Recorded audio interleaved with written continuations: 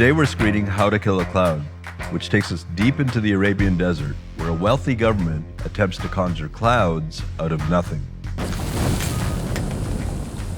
Hanele Korhonen, a Finnish scientist, is tasked by the UAE to make it rain in the desert on demand. Ethical alarms are going off everywhere. And it's not the first time this has happened. The US has tried several times to weaponize the weather. Uskon kyllä ihan vilpittömästi, että se mitä siellä halutaan tehdä on sitä niin kuin tiedettä ja viedä sitä asiaa eteenpäin. Stick around after and we'll talk to the filmmaker. Directed by Tuija Haltinen, here's How to Kill a Cloud.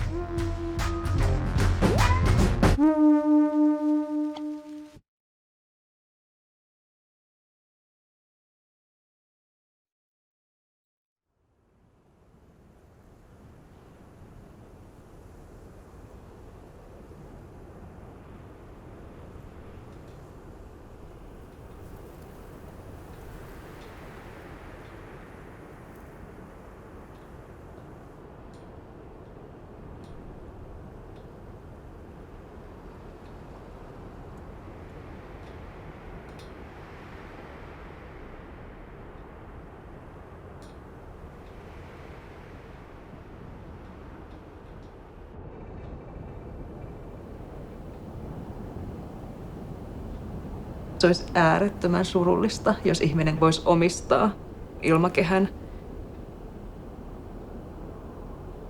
Tosi mitä se nyt sitten oikeastaan tarkoittaa, se omistaminen? Ehkä se voisi tarkoittaa samaa kuin hallitseminen.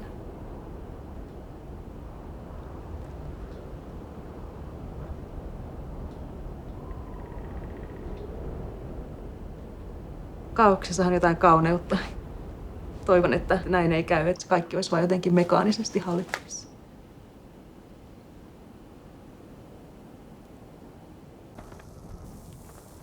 The story of clouds is my story, and yours as well. It is a story of dust and chaos. So here's a question. What if you could control the chaos? Control the clouds? In that short moment when you raise your eyes from the dust to see a cloud, it is enabling your life.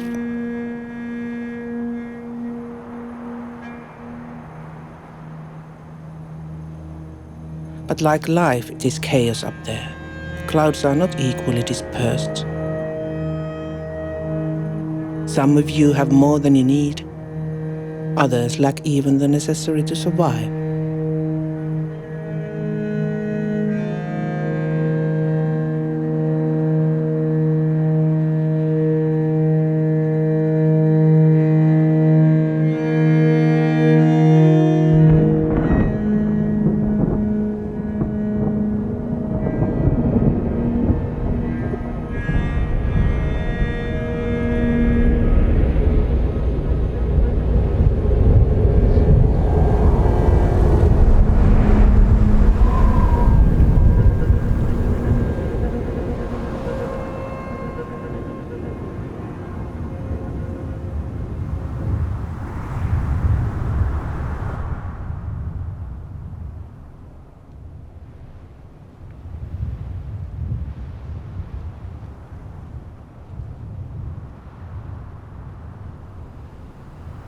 Mä rakastan tiedettä.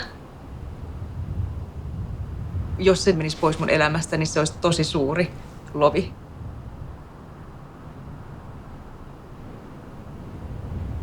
Tieteellinen maailmankuva on se, että miten mä hahmotan maailmaa. When you are a cloud, you are either liquid water or ice.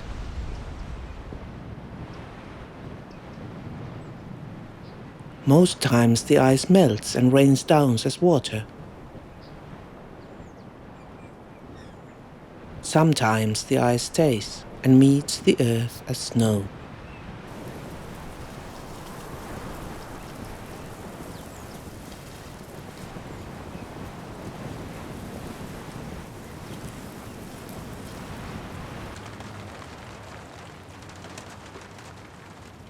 You are somewhere in Finland, on the edge of Europe, and the clouds begin to gather.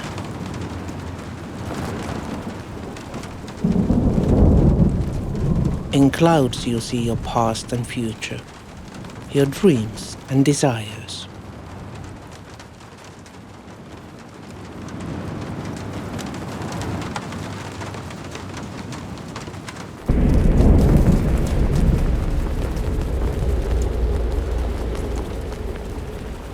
Ilmastonmuokkaus on hirveän kiinnostava tutkimusaihe.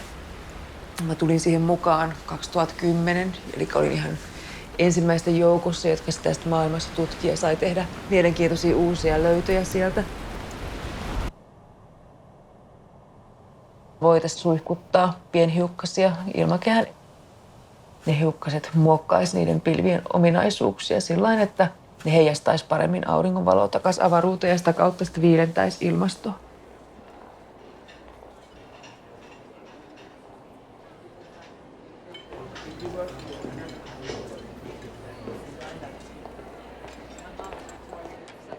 Mutta jos on sitten tietoisuus siitä, että on olemassa tämmöisiä menetelmiä, joilla voidaan ilmastoa viilentää, niin johtaako se siihen, että ei me nyt leikatakaan sitten kasvihuonekaasuja? En halua edesauttaa sitä tämmöisiä asioita käytetään. To be awake that we understand how to discuss with the policymakers, give them proper. Mä yritän valita tutkimuskysymykset niin, että ne niinku vastaa oikeasti semmoisiin tärkeisiin kysymyksiin. Mä arvostan ammatteja ylipäänsä sitä kautta, että tehdäänkö siinä jotenkin yhteisen hyvän eteen jotakin. Että kyllä mä niin kuin ajattelen, että ole se sitten opettaja tai roskakuski tai siivoja tai niin kuin tutkija tai muuta. Että kunhan sä niin kuitenkin rakennat sitä yhteistä hyvää, niin se on musta arvokas ammatti. Nearly a billion people don't have access to drinking water, and it affects everything.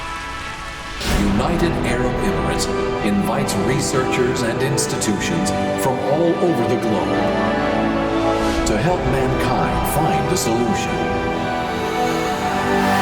To harness the magnificent power of clouds. Rain enhancement science.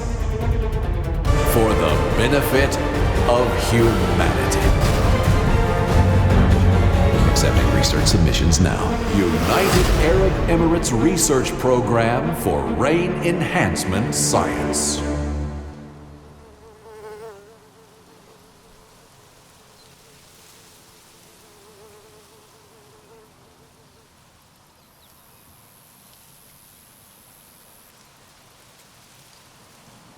Nämä on kauniita täällä on. Kuinka suuri osa niistä sataa? Tosi harvat. No oikeastaan 2. Nimbus stratus on se laaja-alainen sade ja kuuropilvi cumulonimbus. Tuossa ylhäällä on tosiaan repaleisia pieniä kokkarepilviä. Ne on juuri semmoista ukkoskuuroja enteileviä, että tuolla ylhäällä on kuitenkin vaaran enteitä. Ristiriitaisia merkkejä. Niin, jotenkin. ristiriitaisia merkkejä. Ei voi tietää, mitä tulee. Arabiemiraateissa ne on rahoittamassa sellaisia kansainvälisiä hankkeita, just voitaisiin keinotekoisesti lisätä sadetta. Eihän siellä sada. Sehän tässä kiehtookin. Se on kuitenkin $1,5 miljoonan hanke, että sillä voisi tehdä aika paljon. Me voitaisiin käydä mittaamassa siellä niitä taustapienhiukkasia. Se on se mun tutkimusala. Säässä on niin valtavat energiat. Trump taisi puhua, että laitetaan pari atomipommia ja hävitetään hurrikaani. Se hurrikaanin energia on niin kuin varmaan 1 miljoona atomipommia. Niin. Kyllä. Mähän olen tutkinut sitä ilmastonmuokkausta, mikä on tämmöinen globaalin skaalan tavalla. Ja siinä mä oon joutunut miettimään näitä eettisiä kysymyksiä paljon.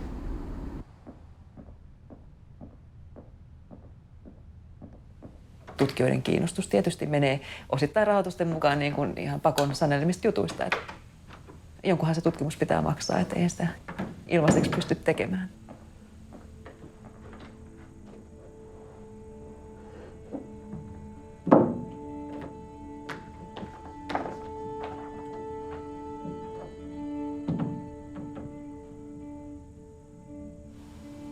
Your letter of intent to participate in the UAE REP program has been accepted. Please please submit your pre-proposal via our application portal. Our project is called the Optimization of Aerosol Seeding in Rain Enhancement Strategies, or OASIS. Project team consists of 6 teams from 3 institutes. Measurement campaign. Molecular level modeling. Emulation. Atomistic simulations on... We know for sure we can deliver this data set that is quite unique. Is 3 years long enough for these proposals? I wouldn't propose to do it if I didn't believe that it's doable. But I mean, again, I would never propose science that didn't have any risks. I think that's boring. so yeah. Pilvien ymmärtämisen ydin on se, että me ymmärretään ne prosessit, jotka näitä pilviä muodostaa ja niiden elinkaarta muokkaa ja toisaalta sitten, että mihin ne kuolevat ne pilvet. Me tarvitaan siihen dataa niistä pienhiukkasista, esimerkiksi pölystä ja muista aerosolihiukkasista. Pilvipisarat on aina muodostunut pienhiukkasen pinnalle.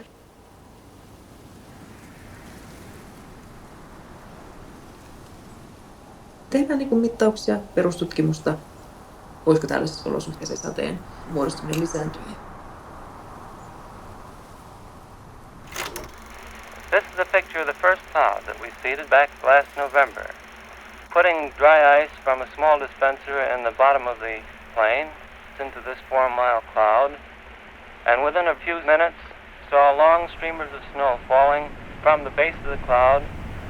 Under many conditions, of course, full-fledged snowstorms will be produced in this way. Toisen maailmansodan aikoihinhan tätä on esitetty, tätä menetelmää. Semmoinen hauska anekdootti, että kirjailija Kurt Vonneguttin velihän on yksi näistä, jotka on kehitellyt tätä alun perin. Nature at last has permitted to do a little something about the weather. You are with thousands of people somewhere in the USA. You have come to see what you can do with a cloud if you controlled it. An airplane penetrates a cloud. Slowly you see the cloud transforming into letters GE for General Electric. You have just witnessed the first use of cloud modification in human history. A billboard made of cloud. Jossain vaiheessa, kun ne oli niin ristiriitaisia ne tulokset, kiinnostus pikkuhiljaa sitten hiipui. Tämä Arabiemiraattien ohjelmahan on pitkästä aikaa semmoinen isompi satsaus.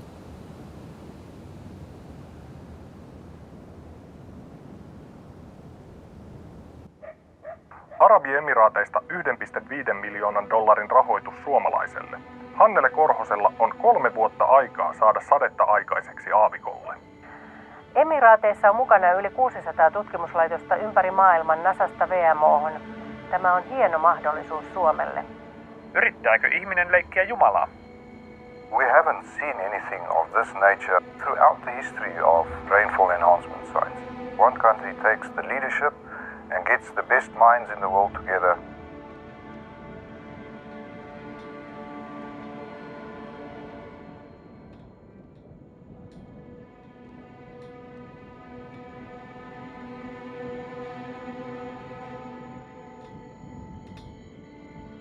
Maailmassa on se X määrä vettä. Onko se sade sitten, jos se saadaan satamaan pilvi jossakin, niin onko se pois jostakin muualta? Onko ylipäänsä ok niin kuin muokata esimerkiksi ilmakehää? Mä ajattelen sen näin, että me joka tapauksessa ihmistoiminnalla muokataan sitä ilmakehää todella paljon, jos ajatellaan niitä kasvihuonekaasupäästöjä. Teollisuudesta ja liikenteestä tulee todella suuria määriä niitä pienhiukkasia ilmakehään koko ajan.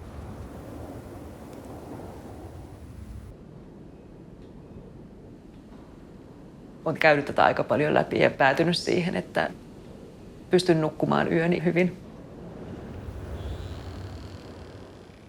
Are you saying all is grey? A cloud may well be grey, but the single droplets are not. And aren't you but a cloud formed out of millions of droplets, made flesh out of millions of choices, seemingly tiny and meaningless, in the end giving rise to a thundercloud? It also could be His Excellency, and I don't know the difference. So Not every ambassador is Excellency. they have this ruling family and all these sheikhs and princes. So I don't know if their diplomats are actually from that family, Her Highness or Excellency, and I don't know which one is higher. Maybe Excellency.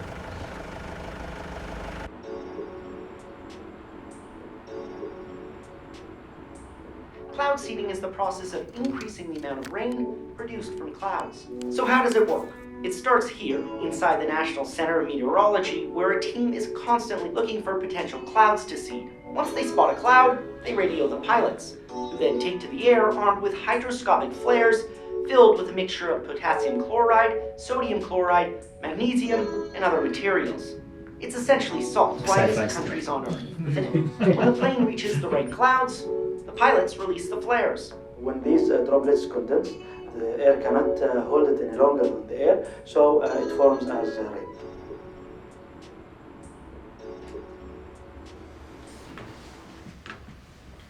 Thank you so much. Thank you, Alia, for making the presentation, and appreciate all your time coming here to explain to you. I feel much better now about the rain. Of course, trying to explain to this to my grandma, he still thinks probably that clouds come from God. And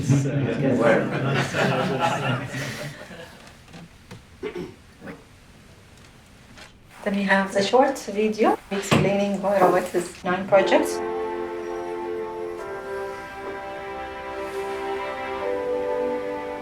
Germany's Professor Volker Wolfmeier aims to study land cover modification to enhance precipitation.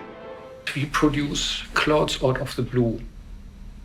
We implement in the desert a certain patch of a darker surface, a photovoltaic surface, plantation, to drive processes which can lead to the formation of clouds and rain. You can turn it off if there was too much rain, right?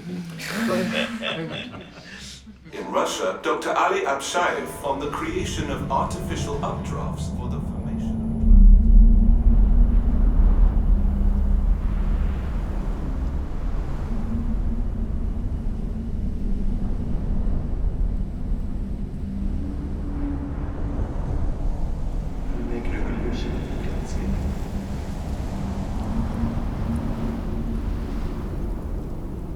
Professor Hannity?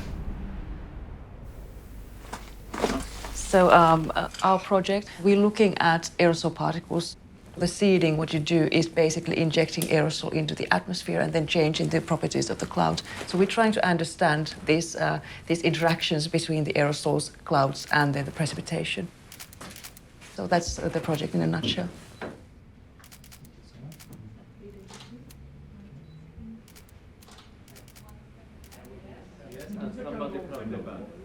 Some of the taller ones on the back.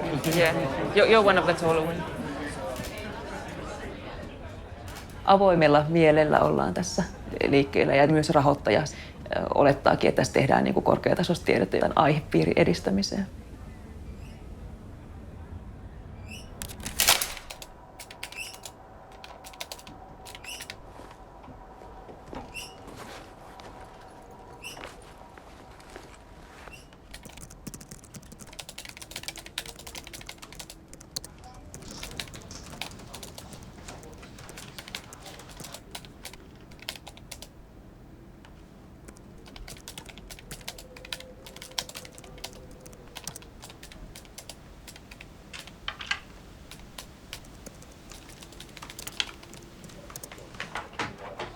So your presentation that you gave this morning, could you maybe give that?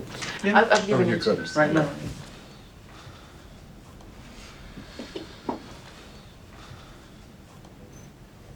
User doesn't even ask nicely. He just says that upload them here. No, don't worry. That's not his nature. Just joking. Don't take me too seriously. Okay, it should be here. Thank you. No worries. He's a good diplomat, actually. No, yes, I've noticed. I've noticed. Well, I think this is really going to turn out to be quite a unique data set for the UAE. Not done before. Mm. Yeah, I think so too, and we're very excited about it to dig out what we can find from. And the knowledge of aerosols is really the basis of understanding anything there.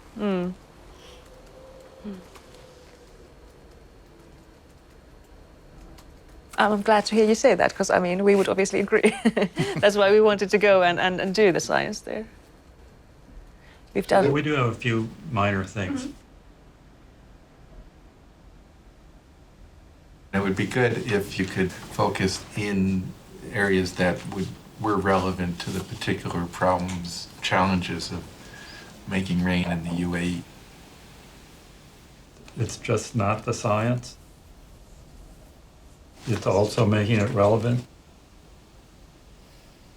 The optimal outcome would be their emulator that would guide seeding operations in the UAE.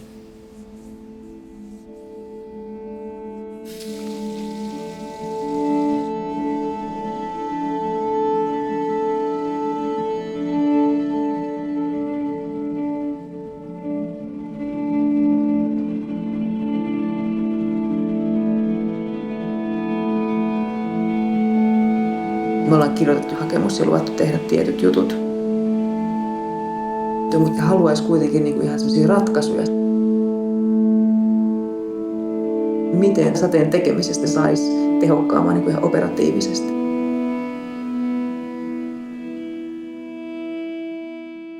Tässä on mun mielestä nyt semmoinen fundamentaali ongelma, että meihän ei olla luvattu, että me tehdään tämmöinen predictive tool. Eikö tässä emulaattorilla niin pitäisi pystyä vastaamaan siihen kysymykseen, että jos me tiedetään, että tonne on syntymässä pilviä, niin onko se tilanne semmoinen, että sinne kannattaa lentääkin sitten? Kyllä. En mä tätä mitenkään valmiiksi ole miettinyt. Joo, ei, kun tämä on tämmöinen keskustelu, mitä tässä käydään.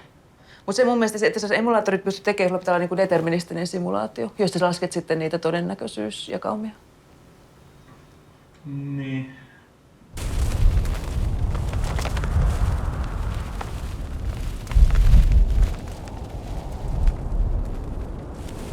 Emulaattori on koodinpätkä.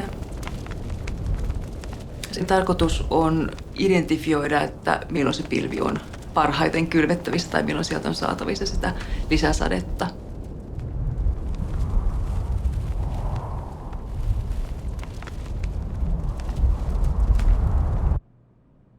Tämä on sen saksalaisen Wolfmeierin projekti justiis. Joo, siis nämä kuulostaa just joltain sen tyyppisellä. Sehän on suunniteltu jotenkin sellaista, että se koko ajan niin tarkentuisi se ennuste, mitä lähemmäs tullaan sitä H-hetkeä. Olisiko tämä niin kytkettävissä jotenkin siihen, mitä hän kehittelee?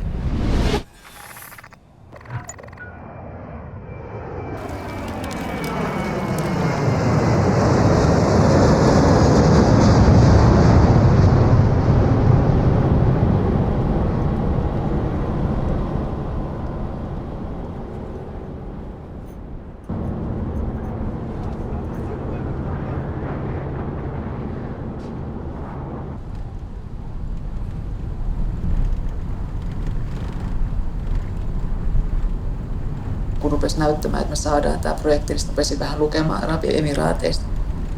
Että siellä on sharia-laki esimerkiksi, ja siellä on ollut siis tapauksia, joissa naisia on raiskattu ja sen jälkeen niin vangittu avioliiton ulkopuolisista suhteista, niin tähän aiheuttaa sellaista että onko tämä niin jotain, mihin haluaa sitten lähteä edes mukaan.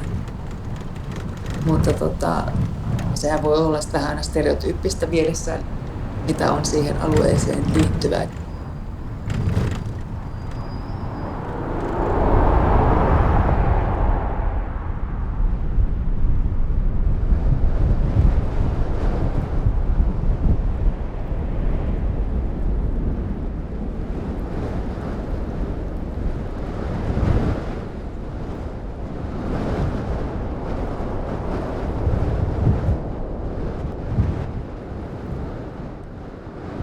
We'll drink to the teamwork.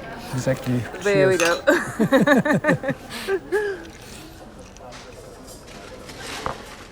I chose science because I like learning things. Like if I get paid to learn things, that's fantastic. And I sort of want to understand the world. sort of, because I think that it's sort of like a chaos around us in a way, that if I can sort of bring some sort of order to this chaos. It's a kind ambitious. Yeah, no, it's ambitious, but goal, it's sort of like what motivates me, that I understand actually what's going on better, and maybe other people through my work can understand it better. I like your expression that you get paid for learning. That's very good. You get paid for something that you enjoy doing. I mean, isn't that the best? That's a very good point, yes. Possibility. I think what is also very interesting in this project, that we go basically a step further, that we not only try to forecast the system or understand the system, but also think about how to modify it. Yeah, that's right. Even the icing on the cake, top of science. Yeah. To understand the system so good that you even can influence the system. Sure, or then you know it well direction. enough that you know that you can't influence it. I mean, you don't know which way it's going to turn out in the UAE, whether you can modify it or not. Yeah. Take a look at the data sets, think about what kind of data you would like to get, and then I suggest that we share this expertise, conversion tools, visualization tools. I think that it would be super valuable. That's great. Your name, please? Korhonen, Korhonen. This is our story. A story inspired by the founder of the United Arab Emirates, our late father, His Highness Sheikh Zayed bin Sultan Al Nahyan, a man whose wisdom and leadership remains with us to this day. Through collaboration between all scientists and institutions around the world, we can find technologies and solutions that will safeguard and enhance the world water supply as we stand united for water security.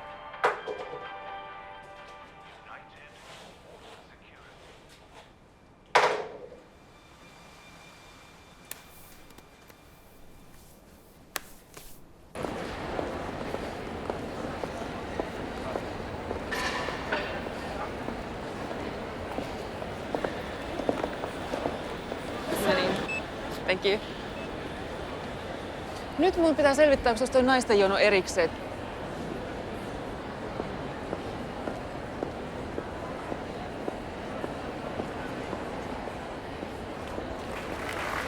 And reach even higher, as high as the clouds themselves. Water above everything else.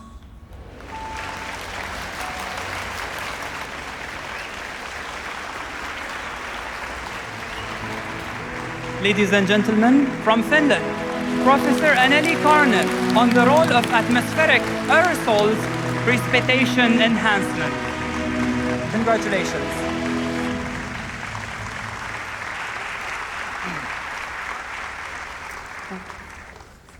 Your Excellencies, ladies and gentlemen, I would firstly like to thank the leadership of Abu Dhabi for taking initiative in leading international research efforts in this field. We are really looking forward to 3 years of exciting science. Thank you very much.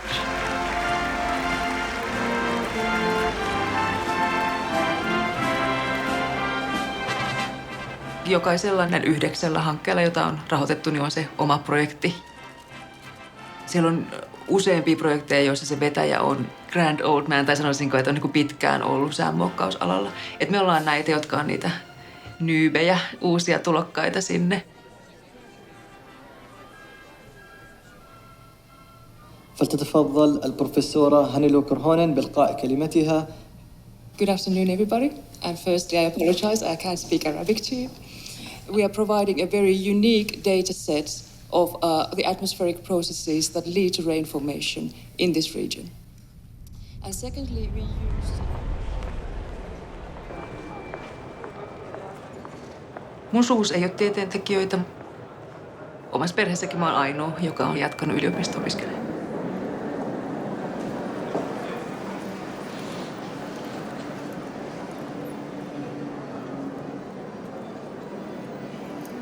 How are you? Kun ei ole akateemisesta perheestä, niin on tuntenut tietysti jossakin vaiheessa niin ulkopuolisuuttakin. Hi, how are you? Did you have fruit juice? Fruit juice. What is this? Lemonade. Thank you very much. Muut uikuin kalavedessä. Sit itsellä siinä on ollut vähän sellaista, että miten tässä pitää toimia. Hi.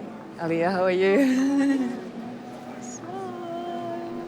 Oh no, I had to do it with the wrong hand. Then I have a memory of you as well.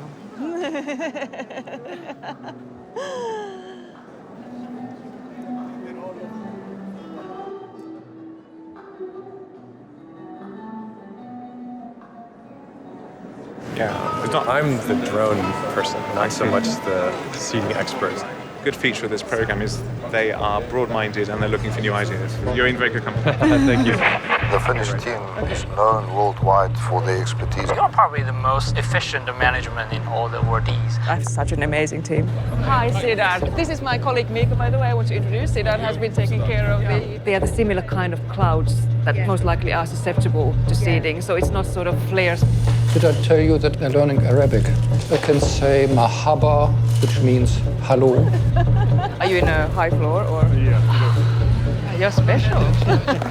They're treating you well? It's overwhelming. Kaikki on valmiiksi järjestetty meille ja kaikki on niinku parasta, että ollaan 5 tähden hotelleissa ja lennetään niinku business-luokassa, jos mä en ikinä siis lennä muuten.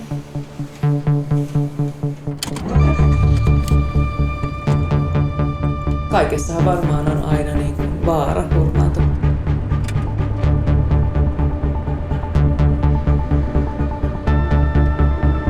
Kun sä menet täällä mihin tahansa tilaisuuteen, sä saat sen pienen kupin kahvia ja taatelivat, että kun tulee vieras, niin se toivotaan tervetulleeksi sillä tavalla, että sille tarjotaan jotakin. Epäkohteliasta kieltäytyä, kun en ole sitä kahvia oppinut vielä juomaan.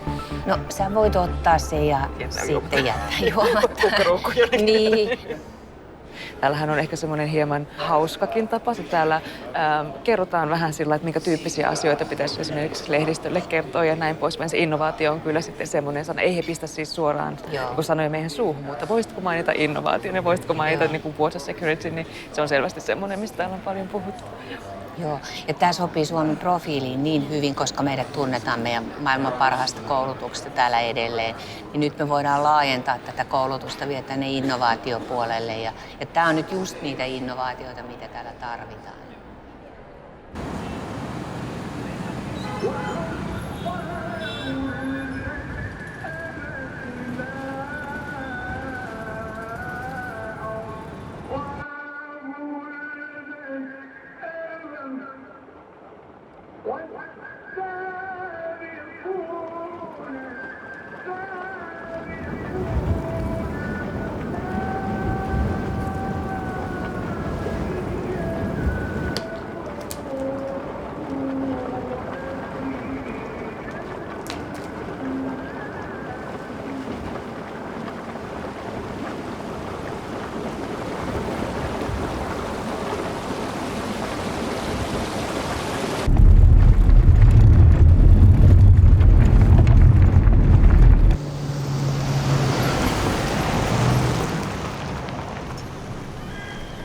Ei näytä lupaavalta.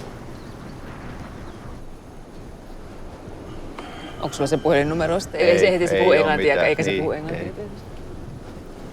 Se on portinvartija ja rakennusmies ja puutarhuri. Niin Okei.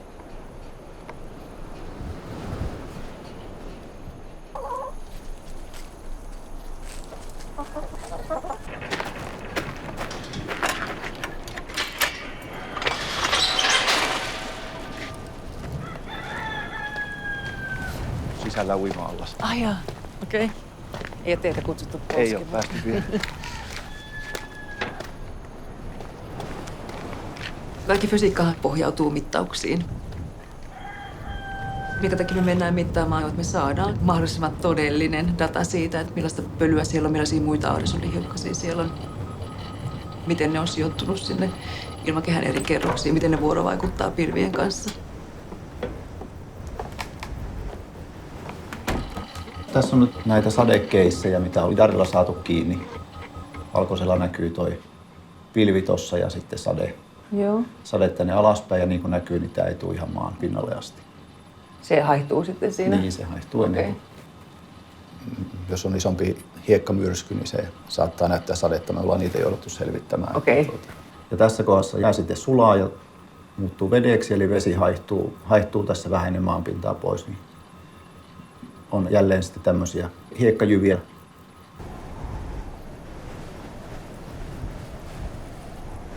olisiko mahdollista kylvää tuollaista pilveä niin paljon, että ne pisarat olisi isompia, kun ne lähtee sieltä tulemaan alas vai? Joo, no tuosta on puhuttu mallittajien kanssa, että jos pystyisi laskemaan, miten paljon sinne pitäisi laittaa lisää tavaraa.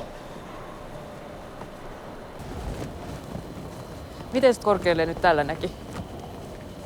Tuossa nyt on niin tehokas laseri, että me kerätään dataa 60 kilometriä asti. Ja oikeastaan Suomessa nähty polaari stratosfääripilviä 25 kilometriä.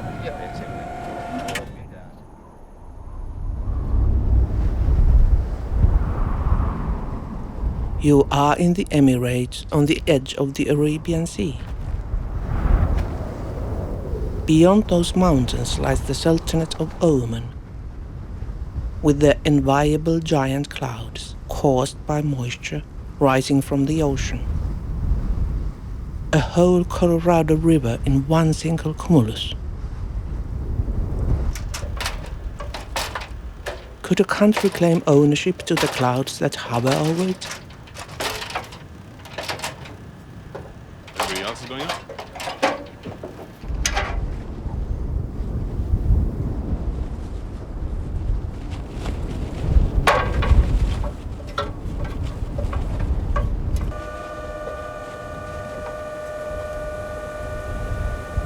Get rid of the dust. Shall we try it again? Yeah. Can you put it? Yeah, no. You don't want to break the motor. Yes, not.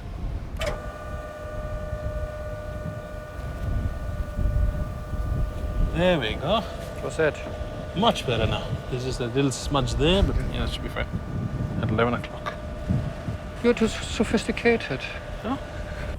We produce clouds in regions where the clouds would otherwise not exist. For instance, by plantations or solar power plants. It is required that we have an excellent forecast model so we can really see what is going on when we change the system. Mankind made it to the moon. We have a good approach to enhance clouds and precipitation over the UAE. We may call it the holy grail, of atmospheric research. Let's do it.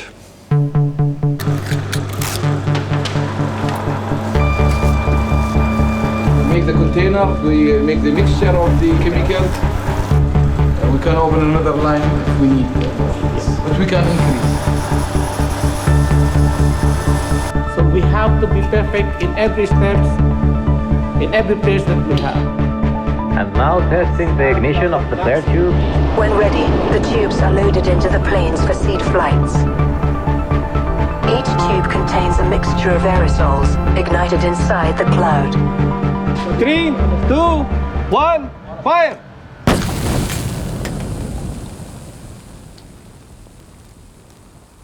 This is how you kill a cloud. You shoot it, force it to rain, and it showers down wherever you please. And then it's gone. No more chaos, but control.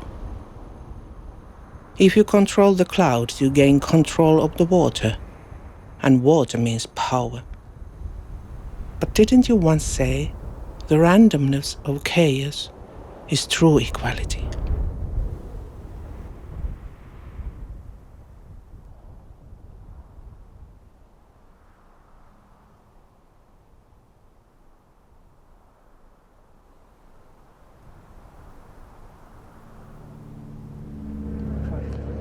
Mikä tahansa taho lähtee rahoittamaan jotakin asioita, niin heillä on varmasti monenlaisia tarkoituksia ja mitä ne sillä hakee. Mun on turha niitä arvailla. Mulle tärkeää tässä rahoituksessa on ollut, että sillä on saanut tehdä tiedettä ja sitä tiedettä ei ole kontrolloitu. Ne ihmisethän on todella ihania ja uskon kyllä ihan vilpittömästi, että se mitä siellä halutaan tehdä on sitä niin kuin tiedettä ja viedä sitä asiaa eteenpäin.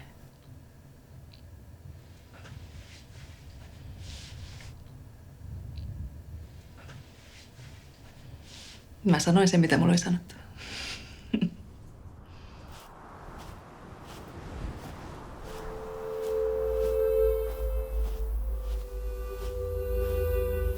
When a cloud floats from one place to another, it reshapes and shifts in form.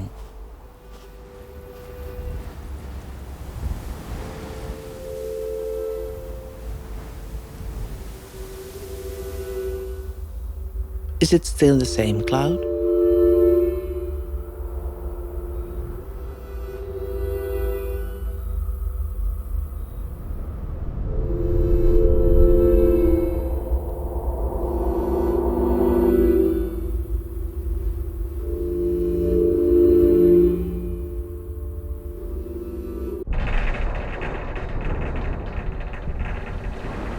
In the Middle East, we are the only one who have this infrastructure because Sheikh Mansour started and supported this from the beginning. How does this kind of rainmaking and cloud seeding, you think that it doesn't disturb the balance of nature anyhow? Actually, maybe I cannot really answer to this question because it's with their part of. Yeah, okay. I mean, I think that the seeding agents that they're using here, for example, they're just common salts, for example. It's natural. They're not toxic at all. Okay, that's good to hear. It's a win-win situation. Win for the UAE and win for Finland. At least a win for me. Yeah, of course. How did you find Finland and Hannele? I found them. Oh, you found them? Okay.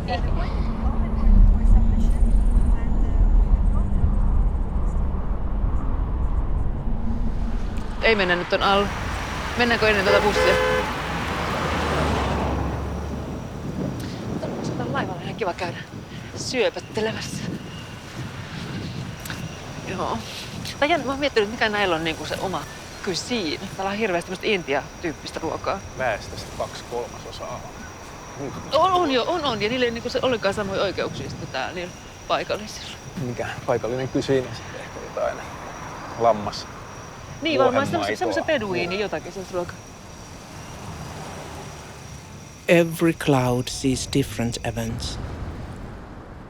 Every cloud sees the same events. In the Middle Ages, the leaders of the Arab world decided to invest in science. The best minds from all around the globe were invited to come and paid to think. The results included surgery, the creation of universities, algebra, and coffee. Then came the oil, which made the desert thrive.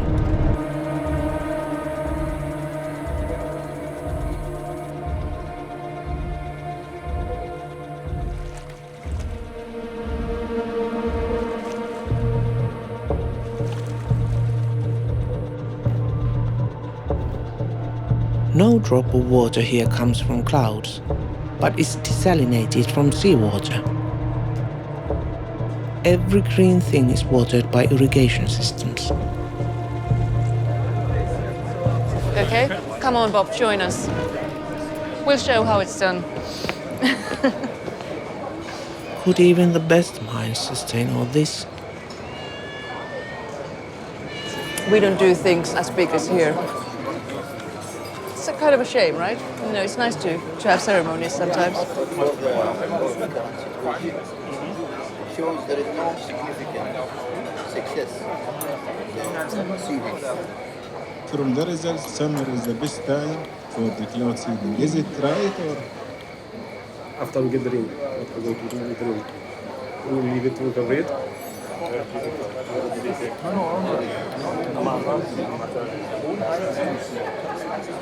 So you're saying the concentrations are too small? The concentrations of the seeding particles are too small? It'll be interesting to see what our model says about it.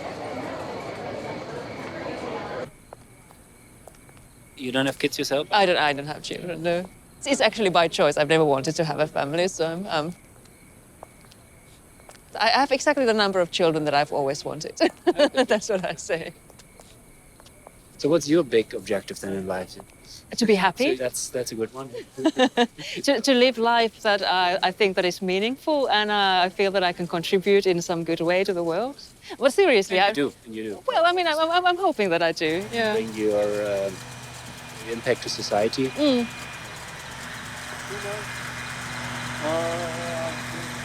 The chances for a real scientific breakthrough usually are the highest when you're 35. It's not completely fresh, you know, you have some experiences and you have to use these years. You know, I'm sure you have done science for some years. Yeah. Because that's what I'm a little bit worried about myself. Once this project's over, then, you know, will I know the science well enough so that I can apply for new funding, or is that part of my career over? If you have some successes in your work, which obviously you have, you know, it's kind of you become the victim of that success. Sure, in a way. Yet another award. Yeah, sure.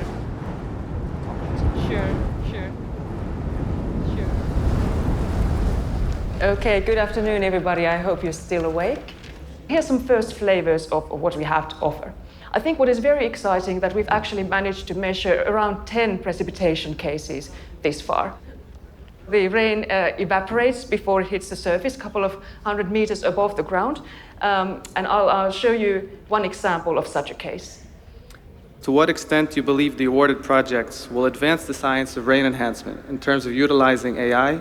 The focus of our work is just that, but there's big leaps that need to be made before they're able to autonomously see the clouds.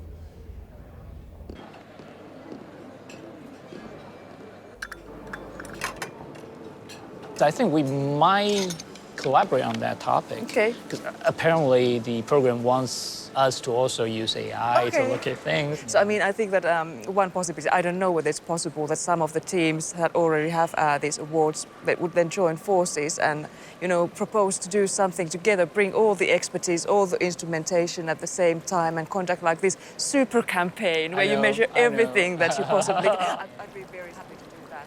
That is a great thought. I think I will be. Ja hauskaa visailla suomalaisia tervaamissa. Aina kuvittelee, että voitaisiin niinku sanoa, että kato, tuollakin on noin törkeä klaka, mutta siis se kuitenkin ymmärtää, että no ei vaan, hyvä klaka sulle. Pitäisikö mun vaihtaa? Ei, tämä suomalainen huone, se oli vitsi. Se oli vitsi. Mä en edes näe sun klakaa, mutta se näyttää tumman siniseltä oikein tyylikkäältä. Se pelastit päivä. Kyllä mä silti vaihdan. Voi anna anteeksi. Mä ajattelin, että mä sain tässä uuden ystävän ja mä sainkin uuden vihollisen. Minä ja suuni. On nää ihan mielenkiintoisia alueita, kun täällä kyllä sattuu ja tapahtuu kaikenlaista. Yleensä meidän uutisissa kuitenkin luetaan vaan niitä huonoja piirteitä. Ensin kun mä sain tietää, että me saadaan tämä projekti ja sitten kuuluttanut sarjalaki ja kaikki, mä olin että tulenko edes hakemaan koko juttu.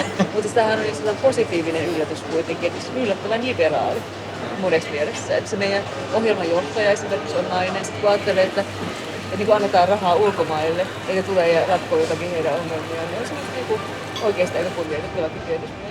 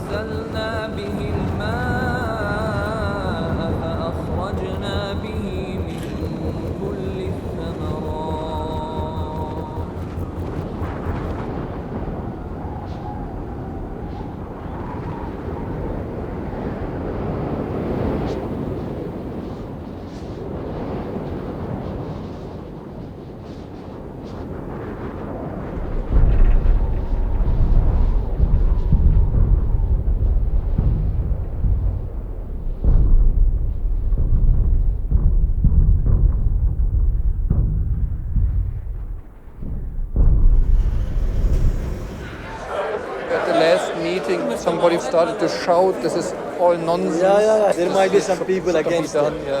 So we need to prepare. Right, yeah, and counting on you, no? Yes, to defend us. Yes, so it's good if support comes from the audience, you know what I mean? Yeah, if the mood is developing nicely, then everything is usually okay. No? And if there's some people who are negative, amplifying each other, This can also be getting a bit more complicated, but I think we have to do that as a scientist. The goal is to contribute to water security through enhancing rainfall in the UAE, but also in other arid and semi-arid regions. To advance the science, technology, and implementation of rain enhancement. So these are now our introductory slides. Now we would like to get your feedback on these ideas and to start the discussion.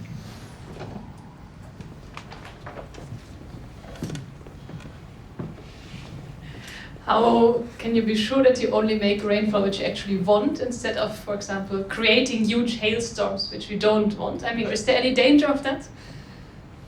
Will this have any impact on the climate?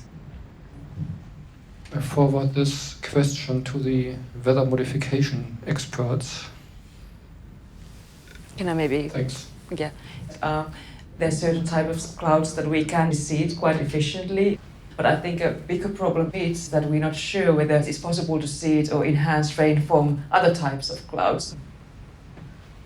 Not trying to downplay what you were saying, but the nature is very complex, so trying to even understand what actually happens there and what's doable is quite important research at the moment. Okay, are there any further ideas, suggestions, whatever?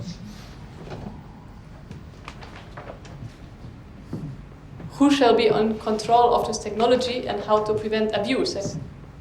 How do you make sure that there's no kind of climate terrorist trying to flood a city by seeding a cloud or something? I don't know whether you can protect the society from crazy people. That would be a terrorism, right, essentially? Yeah. I think this is also a question to the UAE team. And maybe with rules and regulations later on, maybe we have to look at it more. You should have them in place before the technology is available.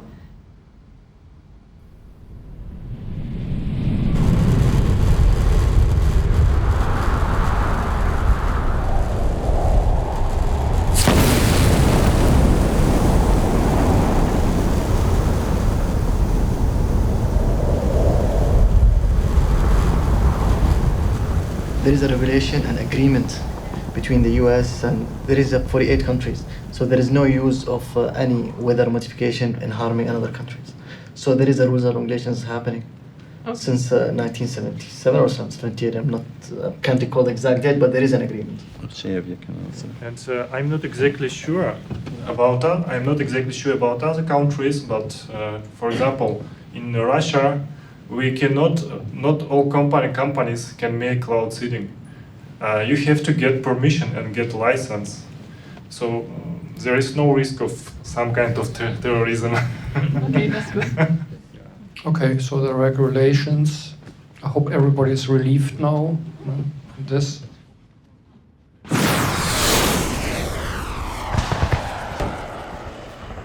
You are in Vietnam, 1967, in the middle of the war. Above you there are US military airplanes. They are a part of an experimental operation called Popeye. Instead of dropping bombs, they are seeding the clouds with silver iodide day after day. Clouds start to die and empty their cargo of billions of tons of water onto you. Monsoon season does not end, but continues for months. The rain pours, creating rivers of mud, destroying the infrastructure, and the harvests fail. Later, a treaty is made by the United Nations, Enhancement. The Environmental Modification Convention bans all weather modification operations whose purpose is to cause destruction. This treaty has been ratified by 76 countries. The United Arab Emirates is not one of them.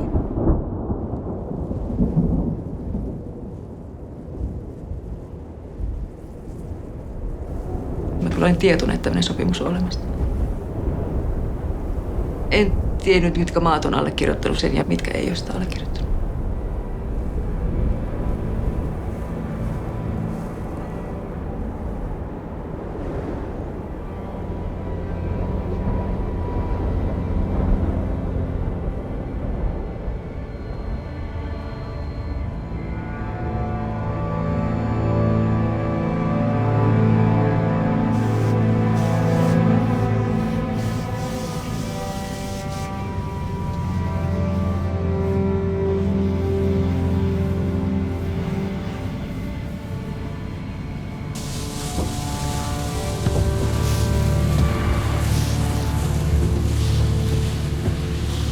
Mä oon varma, että ihmiset, jotka mut tuntee, sanoo, että mä olen ihminen, joka pitää lupauksesta.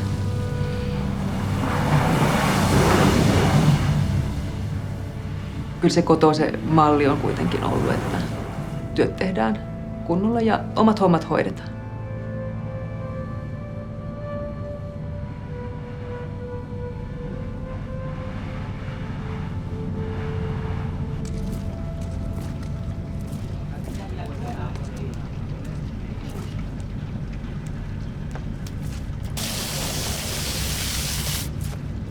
Enimmäkseen kai kesäpilvet, eli sen potentiaalia, mutta niin se sanoi se Sufian, kun se oli käymässä, että we see them all.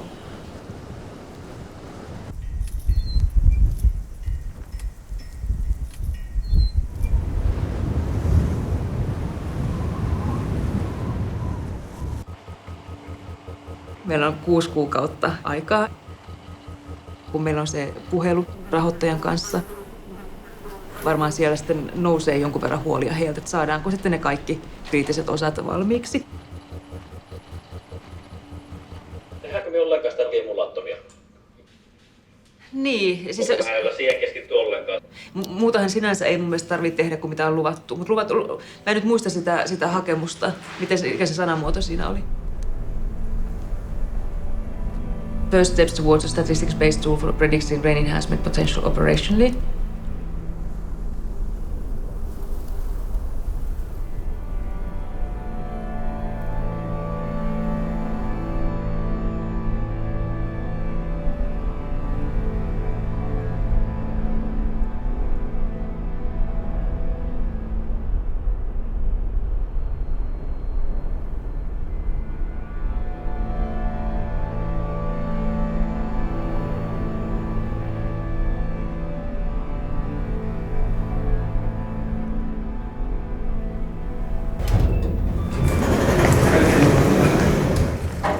People who don't have background in science, they might expect concrete results earlier. Honestly, now after years paying money for this research, when we will start the operational seeding with a good scientific background? The goal of our team is to contribute to rain enhancement and make it a reality. This is our vision. I don't say that this is the full solution. I'm also waiting for the results of my colleagues to refine this. It's a very nice place to go jogging on the gut, what I heard. I used to run, I mean not very fast, but I used to run, but now my feet can't take it anymore. I have some sort of old woman disease like arthritis. It's funny because only young women dare to say, I have an old woman's disease. The old women never say that. So if she's saying it, you know she's young and healthy. I see his point from the very beginning. Of course, you are still very young. Well, I mean, that's what I wanted to hear. What do you mean still? Now you're putting yourself in trouble. She has been young for a long time. Just trying to put him in trouble. I really don't mind my age. I'm very happy with it. So. Yeah, I'm in the last age group for runners with these races, right? Okay. It's a little bit scary to be in the last. Right. You know, my favorite race is the Cherry Blossom mile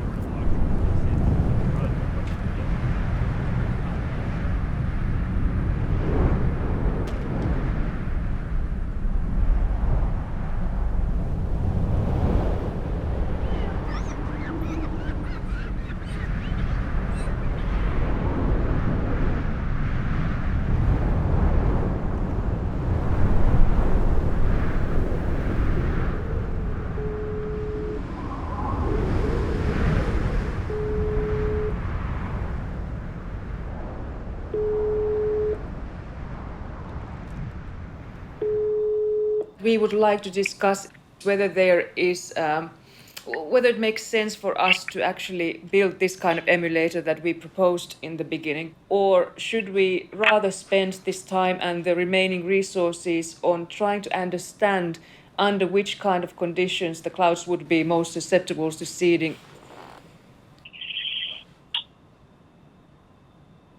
The emulator was a very big part of this project, and and one of the most relevant in terms of AI across all 9 projects that we currently have. We'd like to see that progress further. Alia would also agree with me. Yeah. Okay, good.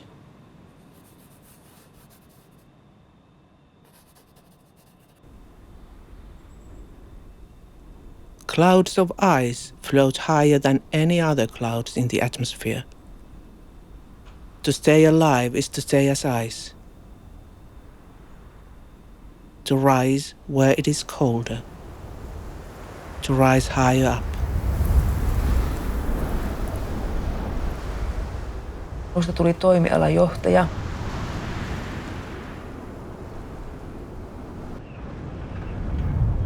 Tieteessä valitettavasti se, että sä saat isoja projekteja, niin se on asia, mitä katsotaan hyvällä ja se kyllä edistää sitten uraakin.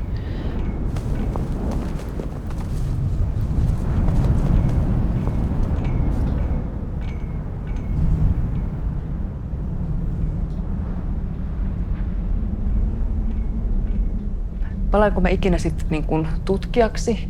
Sen jälkeen, kun olen tämän tehtävän nähnyt, mitä nyt teen, niin no, aika näyttää. Tällä hetkellä ehkä ajattelen, että välttämättä en.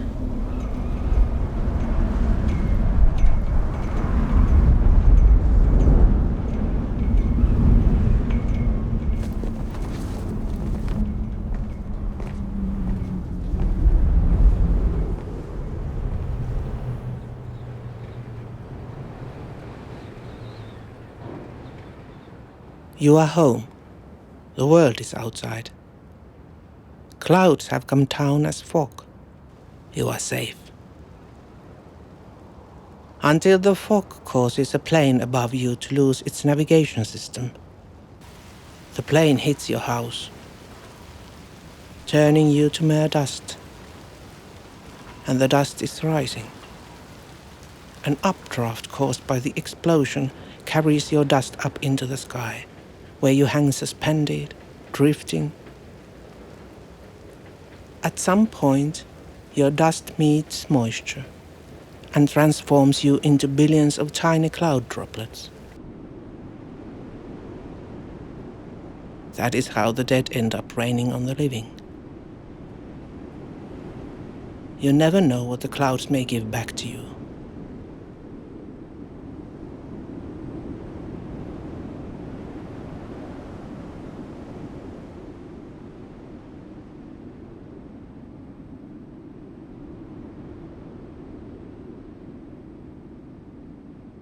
Field campaign is now completed on time.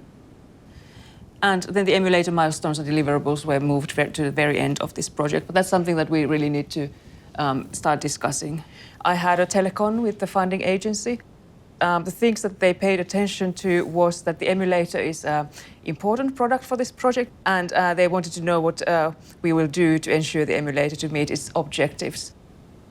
I think that their hopes for the emulator are a little bit higher, and I think that they wanted the tool maybe to become more advanced than we promised to in the beginning. So I think that we're going to be a little bit busy with the emulator work, but that's life.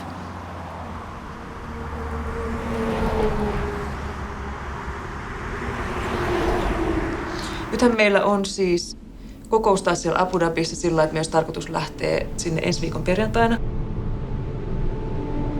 Katsotaan nyt tietysti, miten tämä Lähi-idän tilanne sitten etenee, mutta näiden näkymin nyt ollaan lähdössä.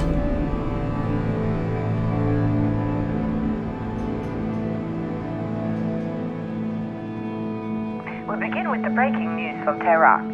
Ukrainian passenger jet plane has crashed shortly after takeoff and at least 170 passengers and crew has died. Rescue workers say there were no survivors.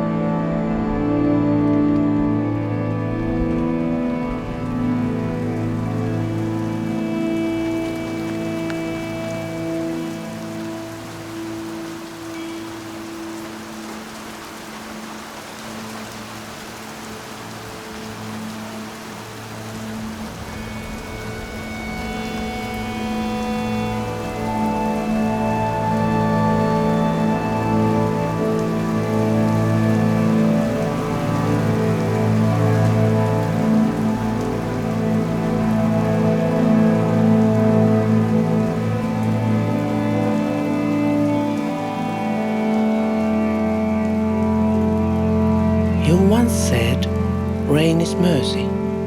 You said it is when heaven bends down to us.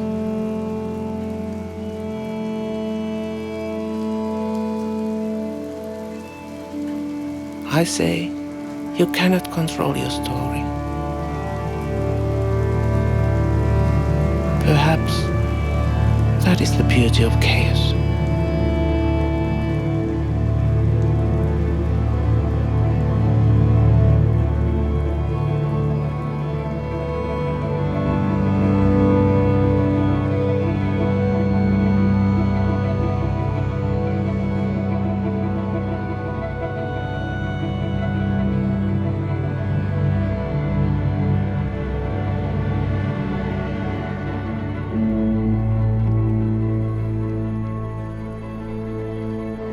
My original flights were over Iraq and Iran, and my employer doesn't allow me to travel because I'm a government official and everything.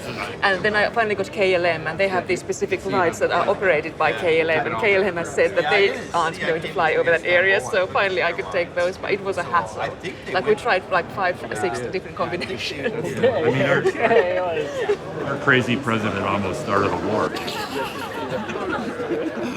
No comments on that. We can talk about that later. Glad you're here. No, I'm very happy as well. Yeah.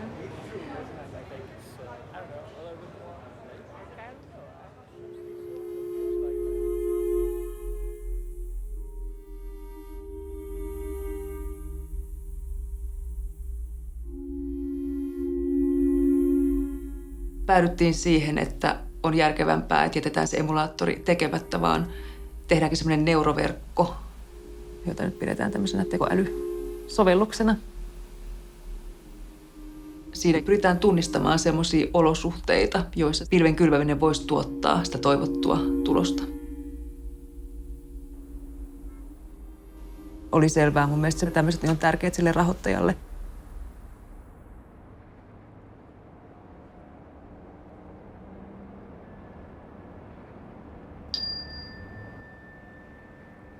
Jos huomaat vatsassasi tai muualla kehossasi jotain tuntemuksia, kokeile, voitko hyväksyä ne juuri sellaisina kuin ne ovat. Sinun ei tarvitse tehdä niille mitään,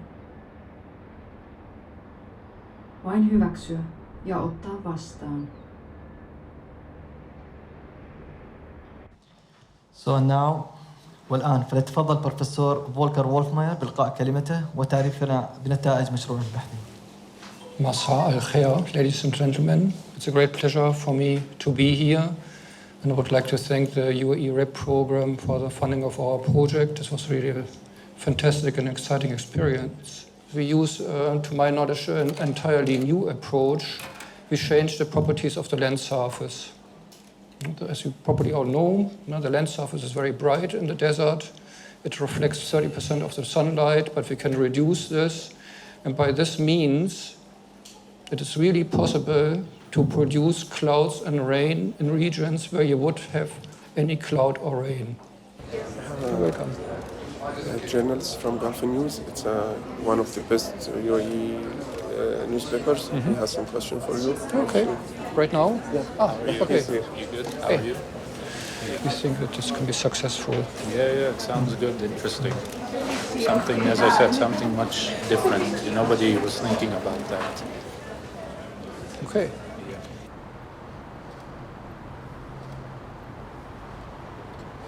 No, this looks great. Thank you very much. Thank you. Cheers. Cheers.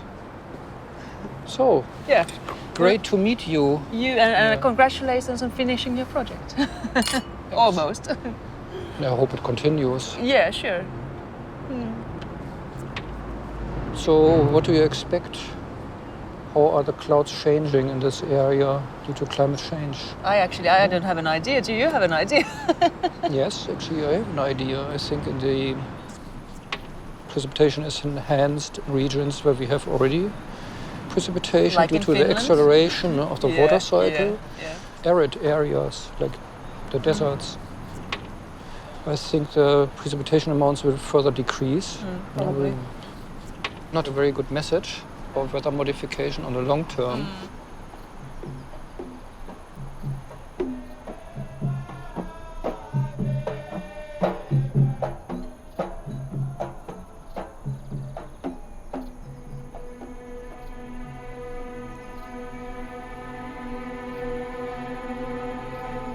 You are on a quest that has continued for thousands of years. For clouds, that is only a blink of an eye. In another blink, what happens to all of this? Clouds have all the time in the universe. Do you? His Excellency Umar al-Ulama pointed that we are focusing on AI as a strategy. We want to be the number one in AI. Am I reading between the lines that you maybe don't believe that much in the flare seeding in these type of conditions, or? You're not reading between the lines. We also, and I didn't show that, but we also did the measurements on the flares that they use. But it's not really happening. Okay.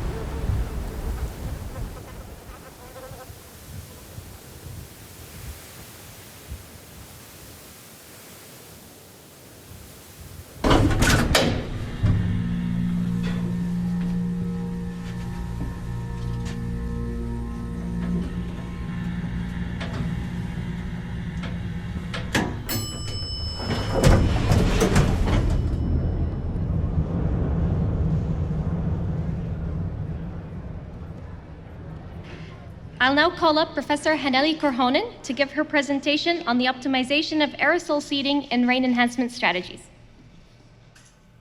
Oh, I'm sorry. And as a summary, I think that we think that we achieved what we set out to do. So basically, we wanted to provide a very unique data set of aerosol cloud precipitation interactions, and this way support the fundamental understanding of these phenomena in this region. And we also set out to provide some practical guidance and tools towards the operative cloud seeding, and we're hoping to apply artificial intelligence techniques to help the operational activities. Thank you very much.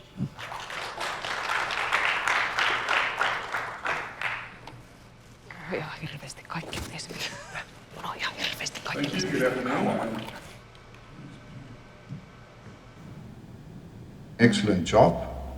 I just want to compliment the team. I think I'm not surprised because I know FMI and the university's capabilities in this field, but it's not only the scientific capabilities that are obviously strong, but it's also your experience and your knowledge in managing projects of this kind.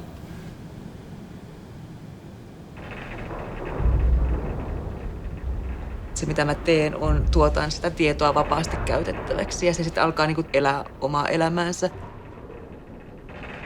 Kyllähän ne on sitten tämmöisiä moraalisia keskusteluja, mitä pitää yhteiskunnassa käydä, että mihin niin kuin tietoa sitten sovelletaan. Päätösten pitää pohjautua tieteelliseen tietoon eikä arvauksiin.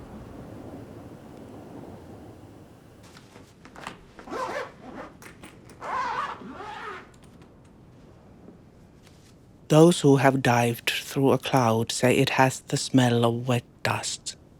Yes, it is all dust behind the fluffy surface. But in the clouds there are gases as well. Gases which hold the aroma of our life on the Earth in microscopic scent molecules which the droplets capture. How was the stay with us? Was It was everything really okay? good. Thank you so much. I really enjoyed it. And how about your luggage? If you need any assistance with it? When the droplets hit the ground, they release the odor clouds have carried. This is how, in the dusty rain of Middle East, it is sometimes possible to catch the scent of a northern pine forest. Could that be the greatest gift of the clouds? The scent of fresh leaves after the rain.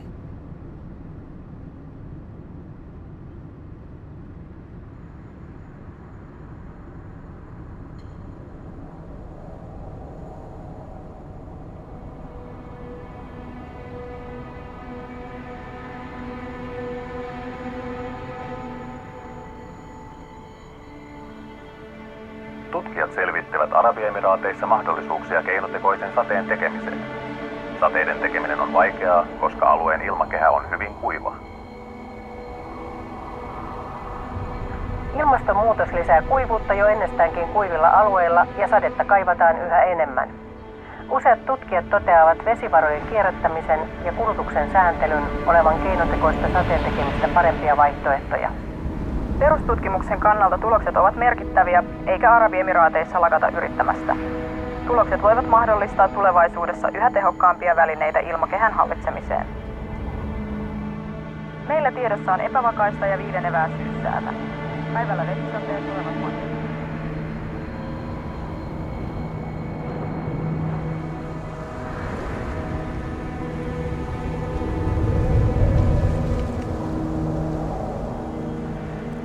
Why kill a cloud?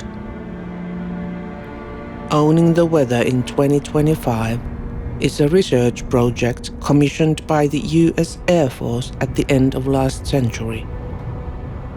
One of its hypotheses is of a nanocloud in which the dust is replaced by self-navigating computer particles, not only weaponizing storms, but also manipulating enemy communication systems, creating fog to crash enemy planes.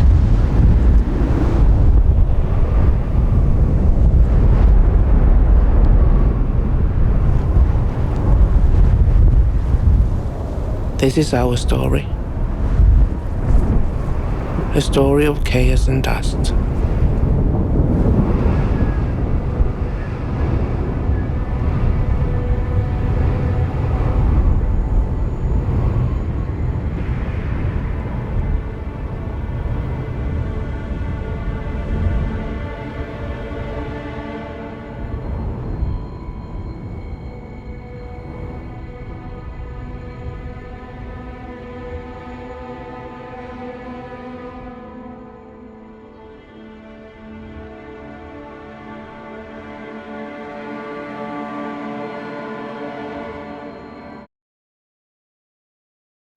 So today, in the studio from Finland, the director of How to Kill a Cloud, Tuija Halttunen.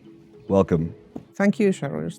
So I watched the film 3 times, and what struck me was you captured a stillness, you know, in the film.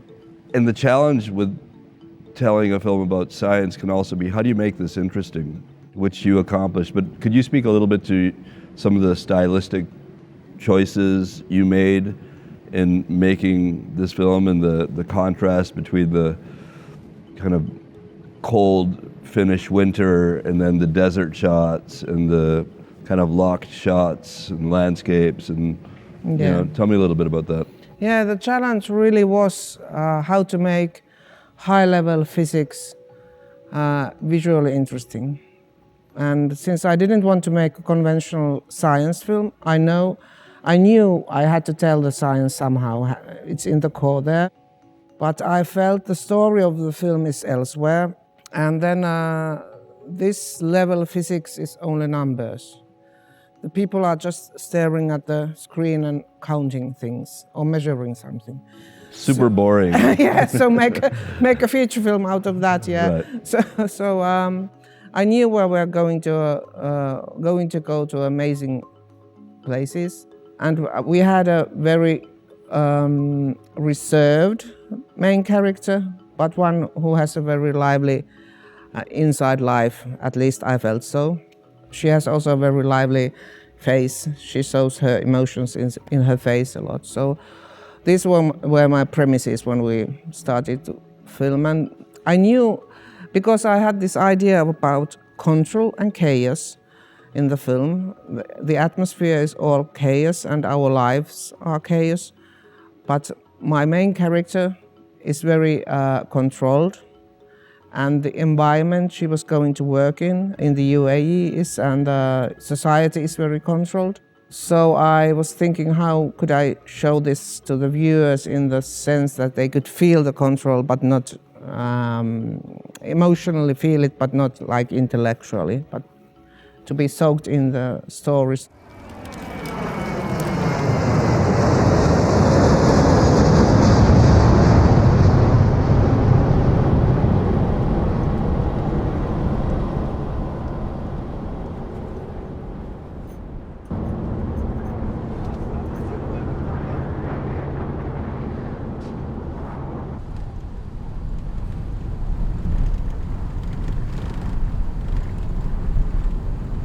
kun rupesi näyttämään, että me saadaan tämä projekti, niin rupesin vähän lukemaan Arabiemiraateista.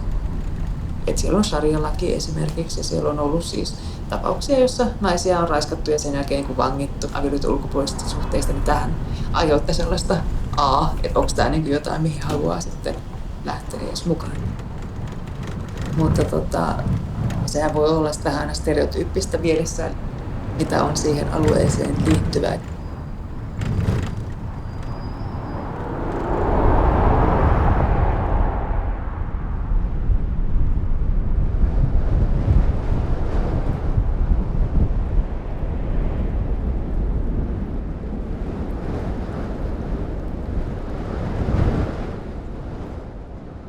It was my premise. I said we are going to shoot very on the tripod, very controlled images, and I wanted this center composition, kind of flat, two-dimensional, because I wanted the audience to feel the kind of maybe uneasiness, maybe when they watch the film unconsciously.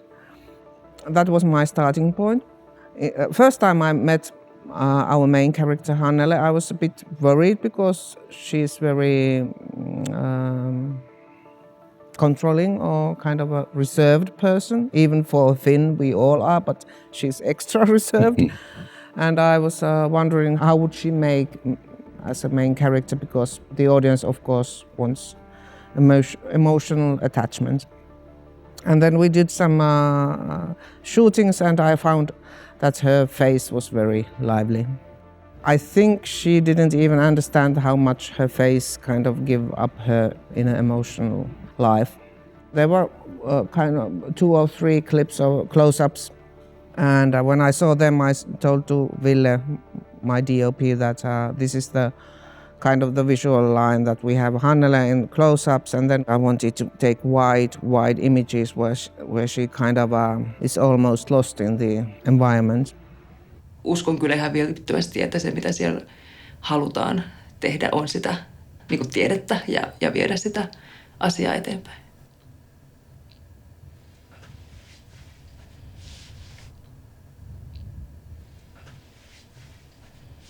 Mä sanoin sen, mitä mulla oli sanottu.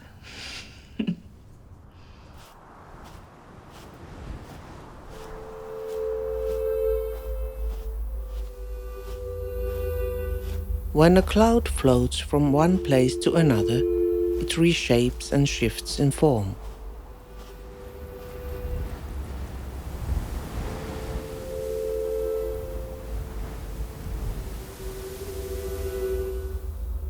Is it still the same cloud?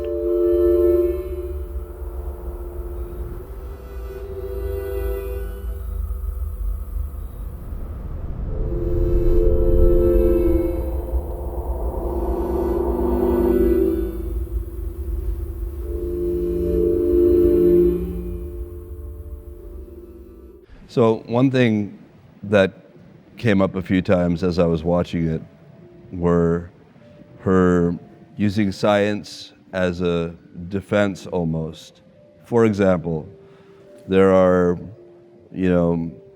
some issues with the UAE government, maybe that they have some Sharia law, I don't know, but I'm here for the science. Or there are moral and ethical issues about manipulating the environment, but I'm not going to let that get in my way. I'm just here for the science and to create a data set. Mm-hmm. How much of that is real and how much is that just like using science to hide behind?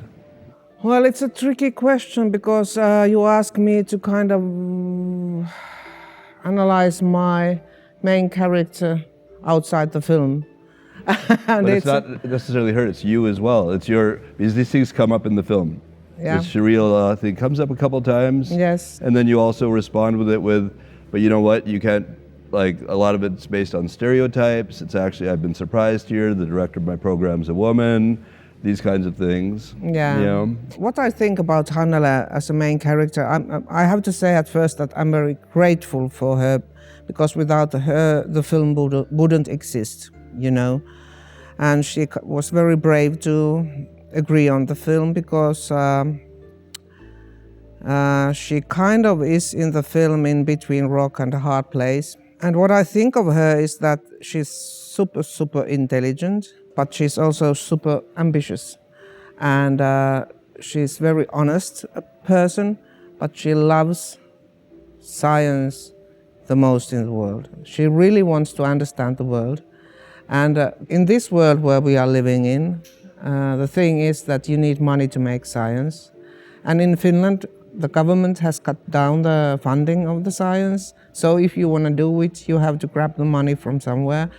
And because we all are humans, we tend to forget these things when we really want something, because we tend to close our eyes. And I think our main character is clever and intelligent enough to understand the ethical questions there.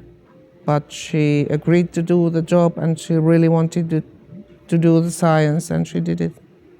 I mean, I think you said it early in the film, the idea of trying to understand the world through science. Yeah. And that's who she really is, right? Yes. And I think it's her core. However, you see, she's a great character because it's a journey for a scientist on an exploration. It's also the story of, a white woman into the Middle East and dealing with this. She's like a fish out of water initially, right? But then you see her get more and more comfortable.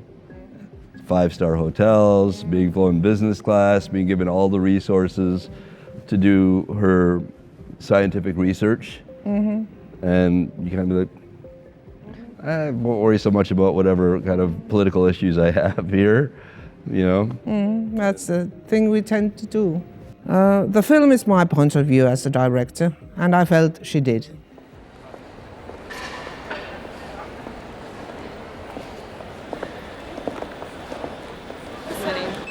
Thank you. Nyt mun pitää selvittää, onko toi naisten jono erikseen.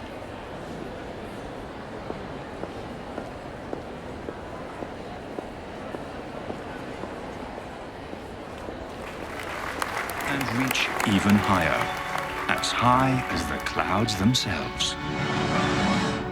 Water above everything else.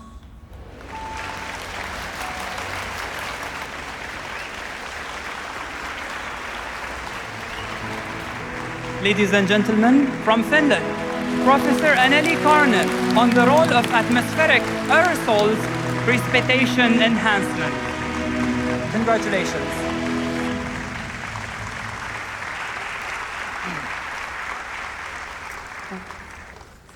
Your Excellencies, ladies and gentlemen, I would firstly like to thank the leadership of Abu Dhabi for taking initiative in leading international research efforts in this field.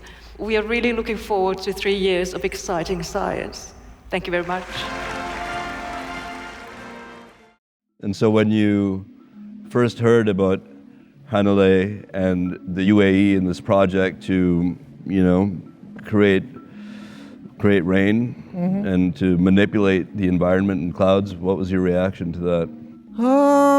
Astonishment was my first reaction, and maybe that's why I really wanted to make the film, because I kind of felt I have a chance to make a sci-fi documentary. I'm a big fan of sci-fi films, so I was like, yeah, great.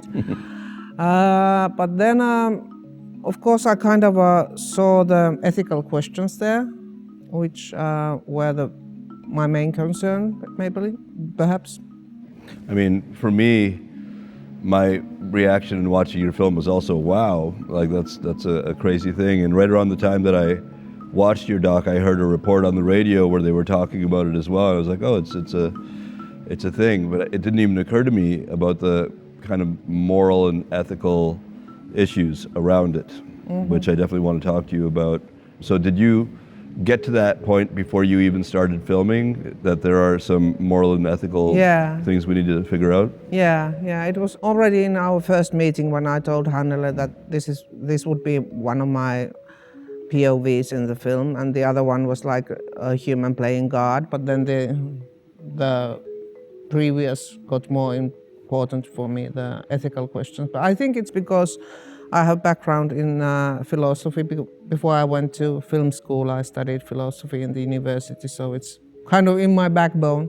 What were some of your ethical concerns about rain enhancement science, environmental manipulation before embarking on this project? Yeah.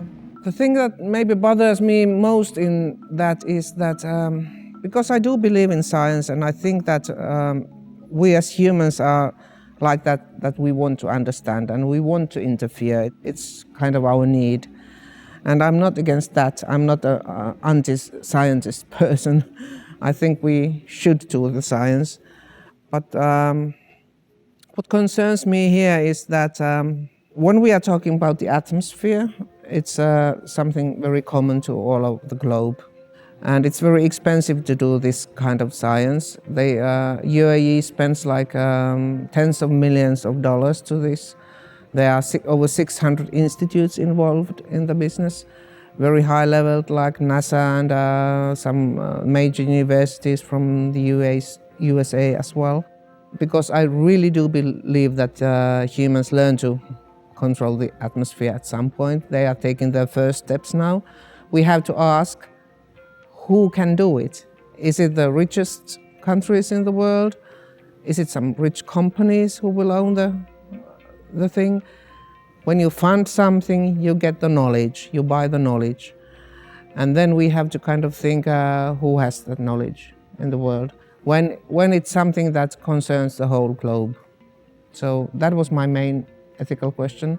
And also because I was thinking like from Finland perspective in that sense that we have a free education. It's free for us to... It's subsidized. Yes, yeah. yes. So it's free for us to study in universities. And then the brains leaks outside and to what countries. And then I think we really have to think about the countries we are giving the knowledge. And that was one of my main concerns, yes. When you say brain leak, do you mean like brain drain? The educated people will leave and go live in other countries and work there, or just share their knowledge and their science in other countries? Yeah, I don't mind. Of course we should share, but I'm not sure if the motives of all the countries or companies are that pure behind that they are ready to share. I don't know, maybe they are, but these are the questions that should be discussed openly when this happens, and that was one of my things. I'm not claiming anything, but I want to ask questions.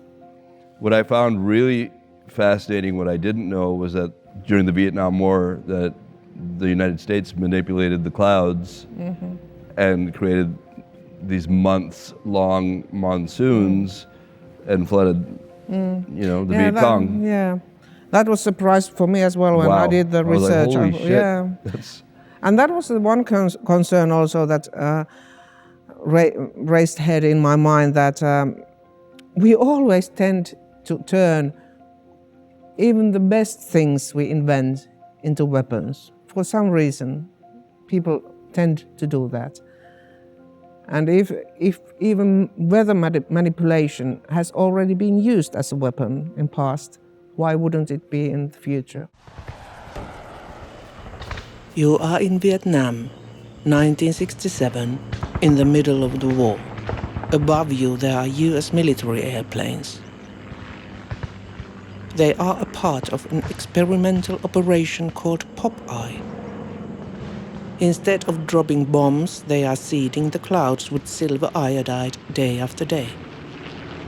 Clouds start to die and empty their cargo of billions of tons of water onto you. Monsoon season does not end, but continues for months.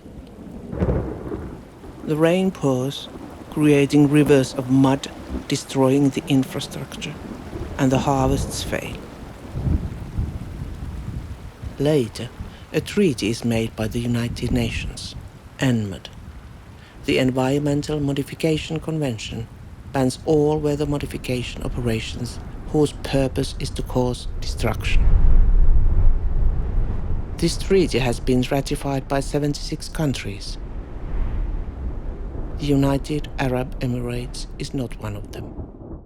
what's the scientific community and also the environmentalists saying about using rain enhancement science and the way it's affecting the balance of nature? Because balance of nature comes up in the film. Yeah, it does. And it's deep, this idea. And Yeah. I'm wondering, what does it mean? Well, nobody knows. When I spoke to the scientists who are in the program in the UAE, they very easily say that it's only done in a restricted area, but we don't know how it affects the whole system because we don't understand enough the atmosphere yet. It's a very chaotic system, it's very uncontrolled in all the levels, and it's so complicated that we humans just cannot understand it.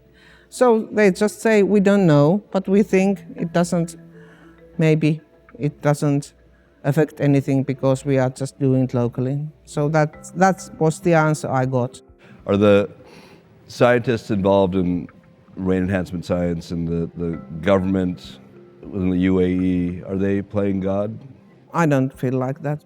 But what I think about that is that I like to think that we have kind of recorded in this film the first steps of because I'm a science believer in that sense that I think after 100 years maybe 70 years, human can control the atmosphere if we haven't destroyed ourselves before that. That's an option as well. But anyway, I think we have kind of recorded the first steps of the splitting the atom, So I think it's going to happen, but I wouldn't put God in here. It's interesting because in the film it comes up this idea that, maybe conservation is just a better way to go. Let's use less water, let's use less oil, and then we don't need to worry about manipulating the environment. But with the direction that the humanity and the planet is going towards and the way we are all consuming, I think everybody knows that's proper conservation is not going to happen, especially in a place as kind of indulgent and decadent as the Emirates. And so they're like, let's just start manipulating the clouds. It's easier. It's easier to get the water. But of course, one of the questions is as well that there's only a certain amount of water around. It's not going to grow the amount of the water. It's a certain amount. So if you use the clouds here, it's away from the neighboring countries or somewhere else. So that's another question to ponder. Did you ever think, as you were documenting all this, that the ambitions of the science community and the governments are out of control? For me, this film is a lot about ambition. And ambition is something that we all have in at least I think most of us have it. Ambition can be out of control. It's a mighty force. It can destroy if we don't control it. But nothing happens if we are not ambitious. So it's a very kind of delicate balance. We have to recognize, we have to think about the things that happens if we give the free ride for the ambition, It took crazy ambition to Yes, it's a crazy ambition. And when you're a filmmaker, you have to kind of think about those things all the time when you are dealing with real people, real lives of real people. And you kind of have to think being honest, but at the same time respect the humans that have given their lives actually into your hands. And when we had this kind of a big issue, big subject that concerns the whole globe, at least I feel like that, it was even more important. So because our main character, Hannele, really gave her life in a sense to my hands, and she said to me in the beginning that I believe you as a director and I give you free hands. So it was a big responsibility in that sense. But of course I'm very ambitious. I want to make a great film, so I use this character as she uses UAE money or something like that. So it was a very tense, very, very morally, ethically hard experience also for a director. I was awake many nights during the filming. You weren't sure that it was the right thing to do? Yeah, I knew that it was right thing to do the film. I was certain about that. I felt I wouldn't have had strength to do it because there were some issues during filming. I knew I had to do the film. It's not news, it's my perspective to the world. And I'm using my main character to do that. So that was the thing I had to ponder a lot about. Maailmassa on se X määrä vettä. Onko se sade sitten, jos se saadaan satamaan pilvi jossakin, niin onko se pois jostakin muualta? Onko ylipäänsä ok niin kuin muokata esimerkiksi ilmakehää? Mä ajattelen sen näin, että me joka tapauksessa ihmistoiminnalla muokataan sitä ilmakehää todella paljon, jos ajatellaan niitä kasvihuonekaasupäästöjä. Teollisuudesta ja liikenteestä tulee todella suuria määriä niitä pienhiukkasia ilmakehään koko ajan.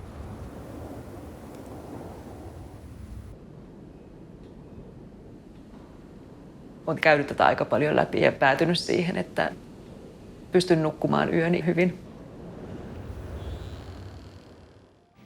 So you encountered a lot of challenges along the way in this film on a personal level as well. Would you be comfortable speaking about that at all? Because you asked if there were any personal issues during the filming, there were lots. There were these ethical questions I had to face in myself. Then there was COVID. Then there was this very odd country, culturally odd country for me, which I had to learn, where I had to work, and all the funding issues of the film, and it was very difficult. And then finally, in the middle of the shootings, it took 3 years, I was diagnosed with breast cancer. And I went through major surgeries. I lost both of my breasts, and chemotherapy and all that stuff. And I already told to my editor and to my DOP that if I die, they will. I kind of testimonied the film to them because I really trust them. But I'm a very stubborn woman, and thank God science is there, and breast cancer is one of the things that can be cured very well these days. But there were times we really just had to shoot. So I went there. I can tell you one story that was funny because thank God we were filming in Finland in that stage, and I was in the middle of the chemotherapy, and I was the ones that got really in bad condition. I lost, of course, all my hair, and I was like a zombie all the time, but I knew we had to do one shootings. And then I wanted to make a very good interview with Hannele, and she agreed to that. And we went to I just did it by the Zoom. And we went to a hotel room late in the evening, and I felt that it's very kind of intimate place, and we can be very open to ourselves. And I think I truly thought this was the best interview I've ever made. It was so good. But I was so in bad condition that I had forgotten to press the rec. So we just had a nice chat. Damn you, cancer. Wow. Well, but when I walked out of the room, I remember, because I couldn't stand, I held the walls of the corridor, and then I went to the elevator, and I was leaning on the elevator wall, and I was thinking I'm never gonna make it to my own room. I was so. So in the middle of production, you got diagnosed with cancer, went through all of that, and you still continued on with production. Yeah, I love filmmaking. I say, you cannot control your story. Perhaps that is the beauty of chaos.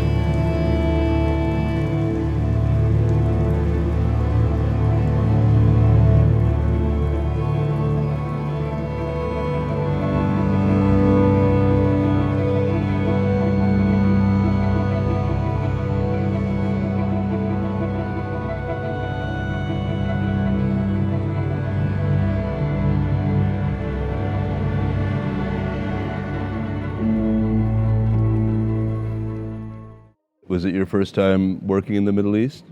Yeah, it was. Yeah. And how was the experience for you? Oh, it was quite hard, I have to admit. I've been filming abroad, outside Finland before, so in that sense it wasn't that difficult. But of course we went to total different culture, which I knew nothing about, I have to admit.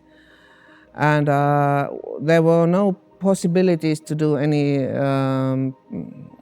location scouts or anything like that, because it's very expensive to shoot in the UAE.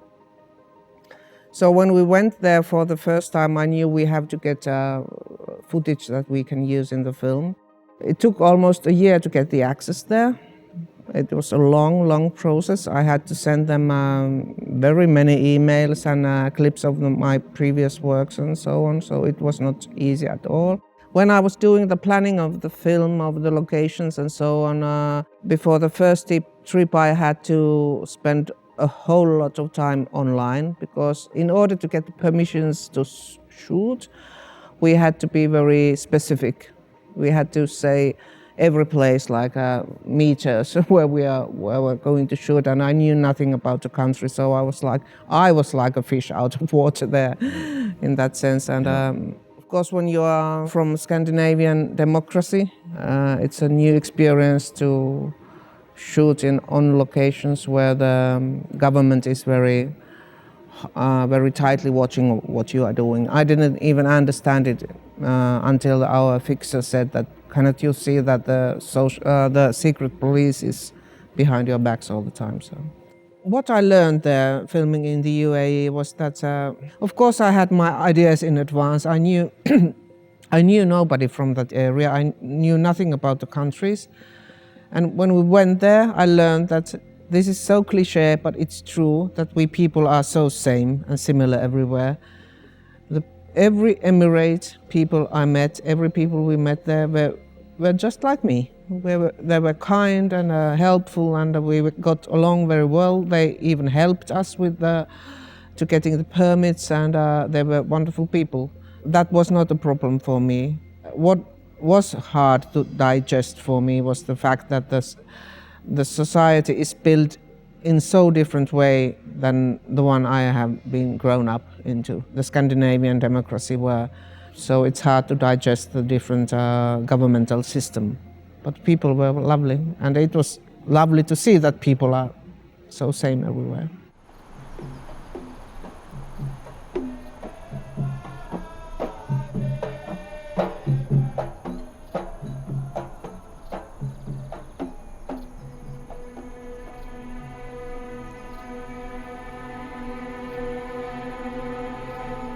You are on a quest that has continued for thousands of years. For clouds, that is only a blink of an eye. In another blink, what happens to all of this? Clouds have all the time in the universe. Do you? We've covered a lot of ground. This has been great, but if I'm totally honest with you, I have to tell you about a couple scenes that made me feel uncomfortable, and not the uneasiness that you were trying to capture, which you succeeded in doing, which I thought was incredibly effective, which I liked.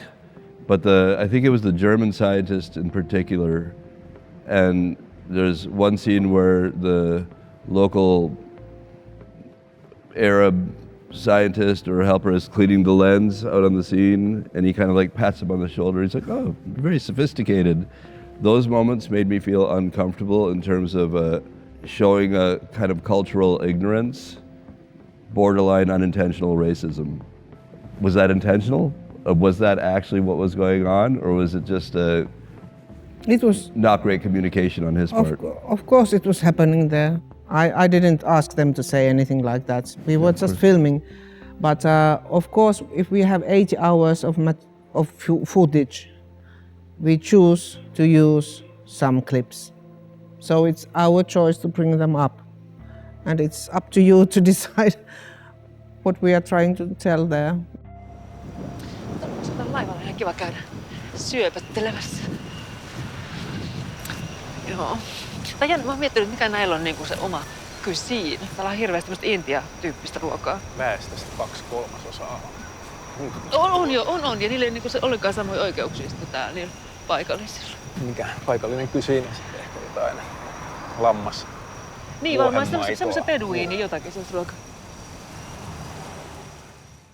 Of course, many people have same kind of thoughts that you have about the German guy, and really, and actually everybody.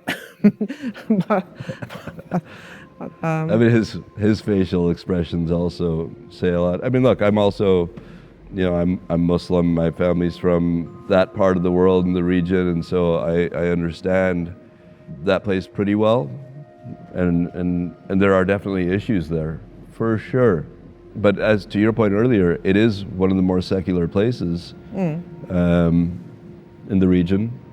Did you find the film truthful in that sense? Like that? Did you recognize because it was, of course, it was my concern because I knew so little about Arabic countries when we went there. We had only limited time to shoot there, and I really wanted to be not stereotypical, but truthful and honest.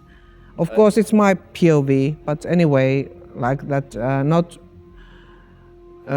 make any stereotypical ideas of what we Western people might have about Arabic countries. It was something I really tried to avoid. So I think it was honest about the fact that you were feeling like a fish out of water there in an environment that even though we didn't see you, we could sense it, and that we were sensing it with the main character as well. A certain amount of, I'm in a strange foreign place, I'm not comfortable with this, I have no control, there's people following me. What I also tried to bring in the film was that the UAE society depends on the immigrants' work, the silent workers who are going around in the film all the time. I'm not sure if I succeeded in that, because the film already has so many levels, so it was a tricky thing to bring them on. But we tried to shoot them whenever we could, doing the work behind there. And those scenes which are kind of explicit in the dialogue is the same thing that is shown throughout the film in the images as well. I mean, it's mentioned in that same scene when they're walking along the river about 2/3 of the population being expats / migrant workers. But I don't think that this was the film to really get into that. No. You made some subtle nods towards it. And that was where I was like, well, why even bring it up if you're not really going to go into it? Okay.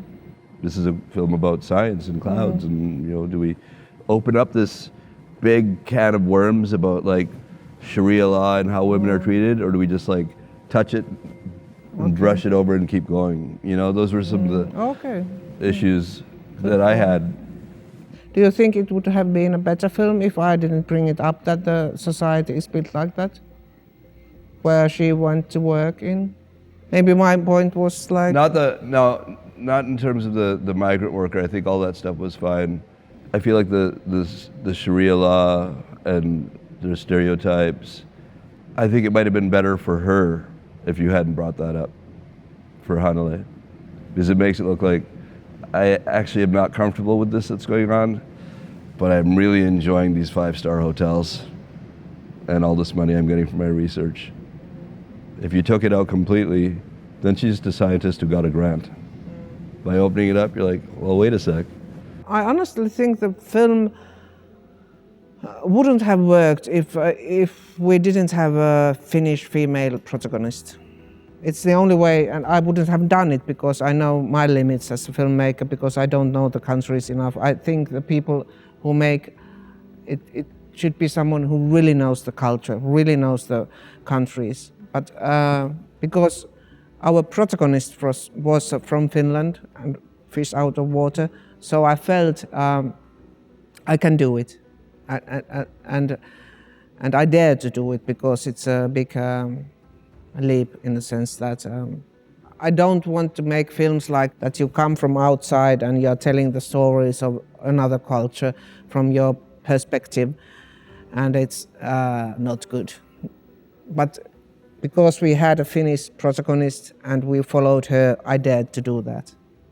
Because I kind of looked through her eyes.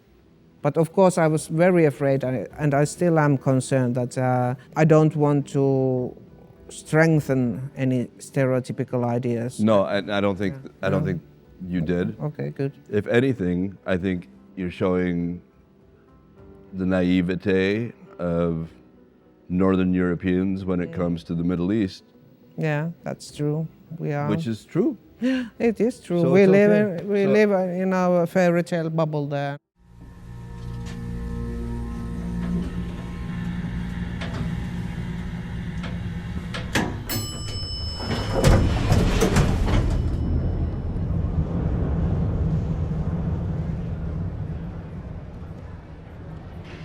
I'll now call up Professor Hanneli Korhonen to give her presentation on the optimization of aerosol seeding and rain enhancement strategies. Oh, I'm sorry. And as a summary, I think that we think that we achieved what we set out to do. So basically, we wanted to provide a very unique data set of aerosol cloud precipitation interactions, and this way support the fundamental understanding of these phenomena in this region. And we also set out to provide some practical guidance and tools towards the operative cloud seeding, and we're hoping to apply artificial intelligence techniques to help the operational activities. Thank you very much.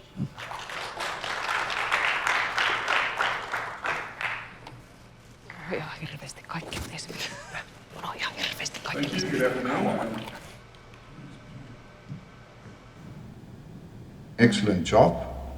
I just want to compliment the team. I think I'm not surprised because I know FMI and the university's capabilities in this field, but it's not only the scientific capabilities that are obviously strong, but it's also your experience and your knowledge in managing projects of this kind.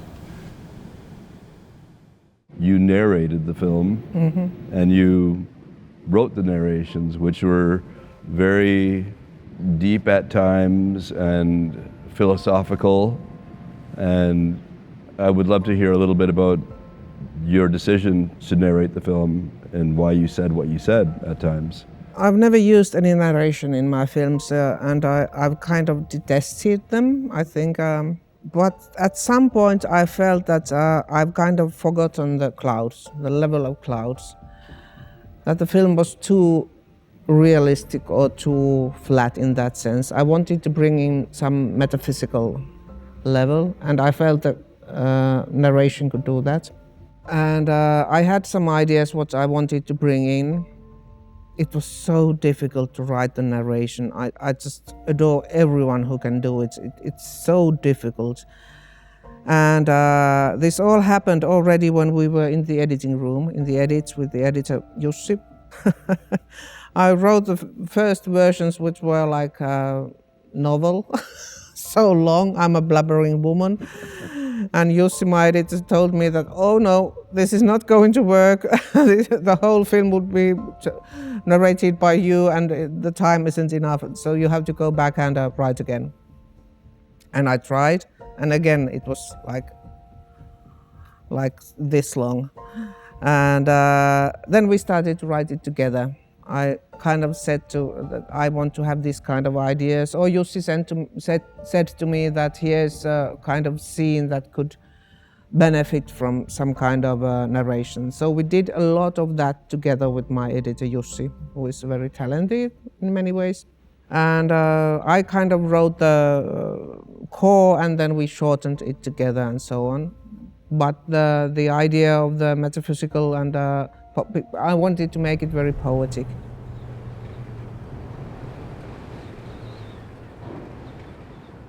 You are home. The world is outside. Clouds have come down as fog. You are safe. Until the fog causes a plane above you to lose its navigation system. The plane hits your house, turning you to mere dust. And the dust is rising.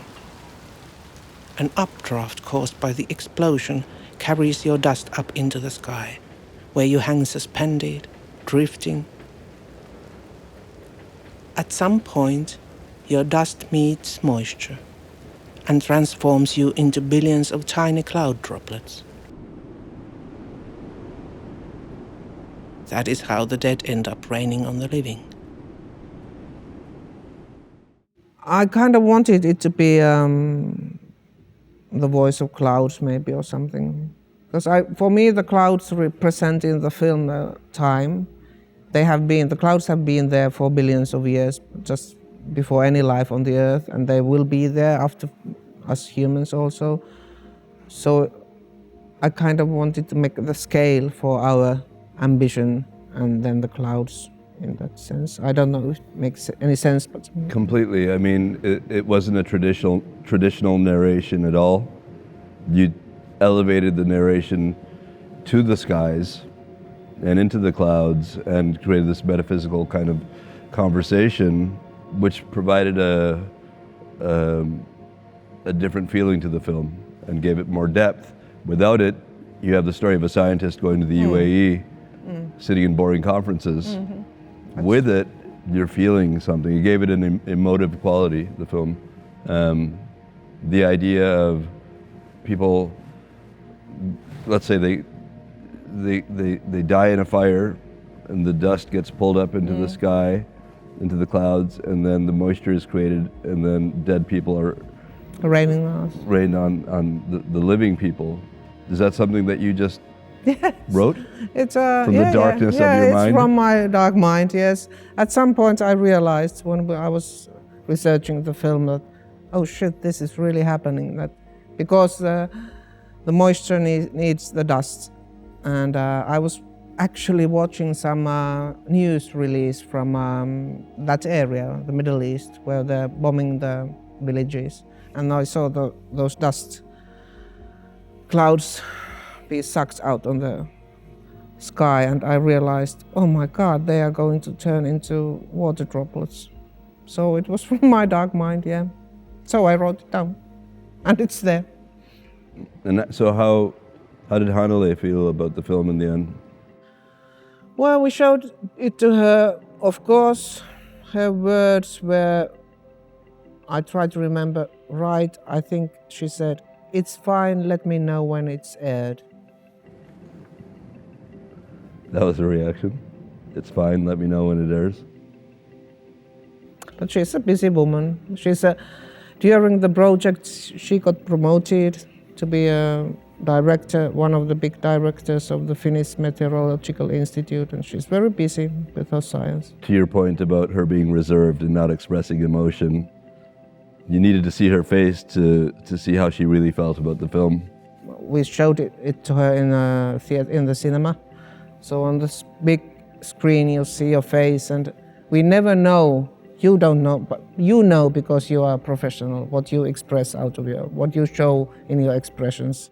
But the normal people, of course, it's always shocked to see oneself there, so it's a natural reaction. Yeah. But anyway, look, I really appreciate you getting on a plane and coming all the way from Helsinki to have this conversation with us.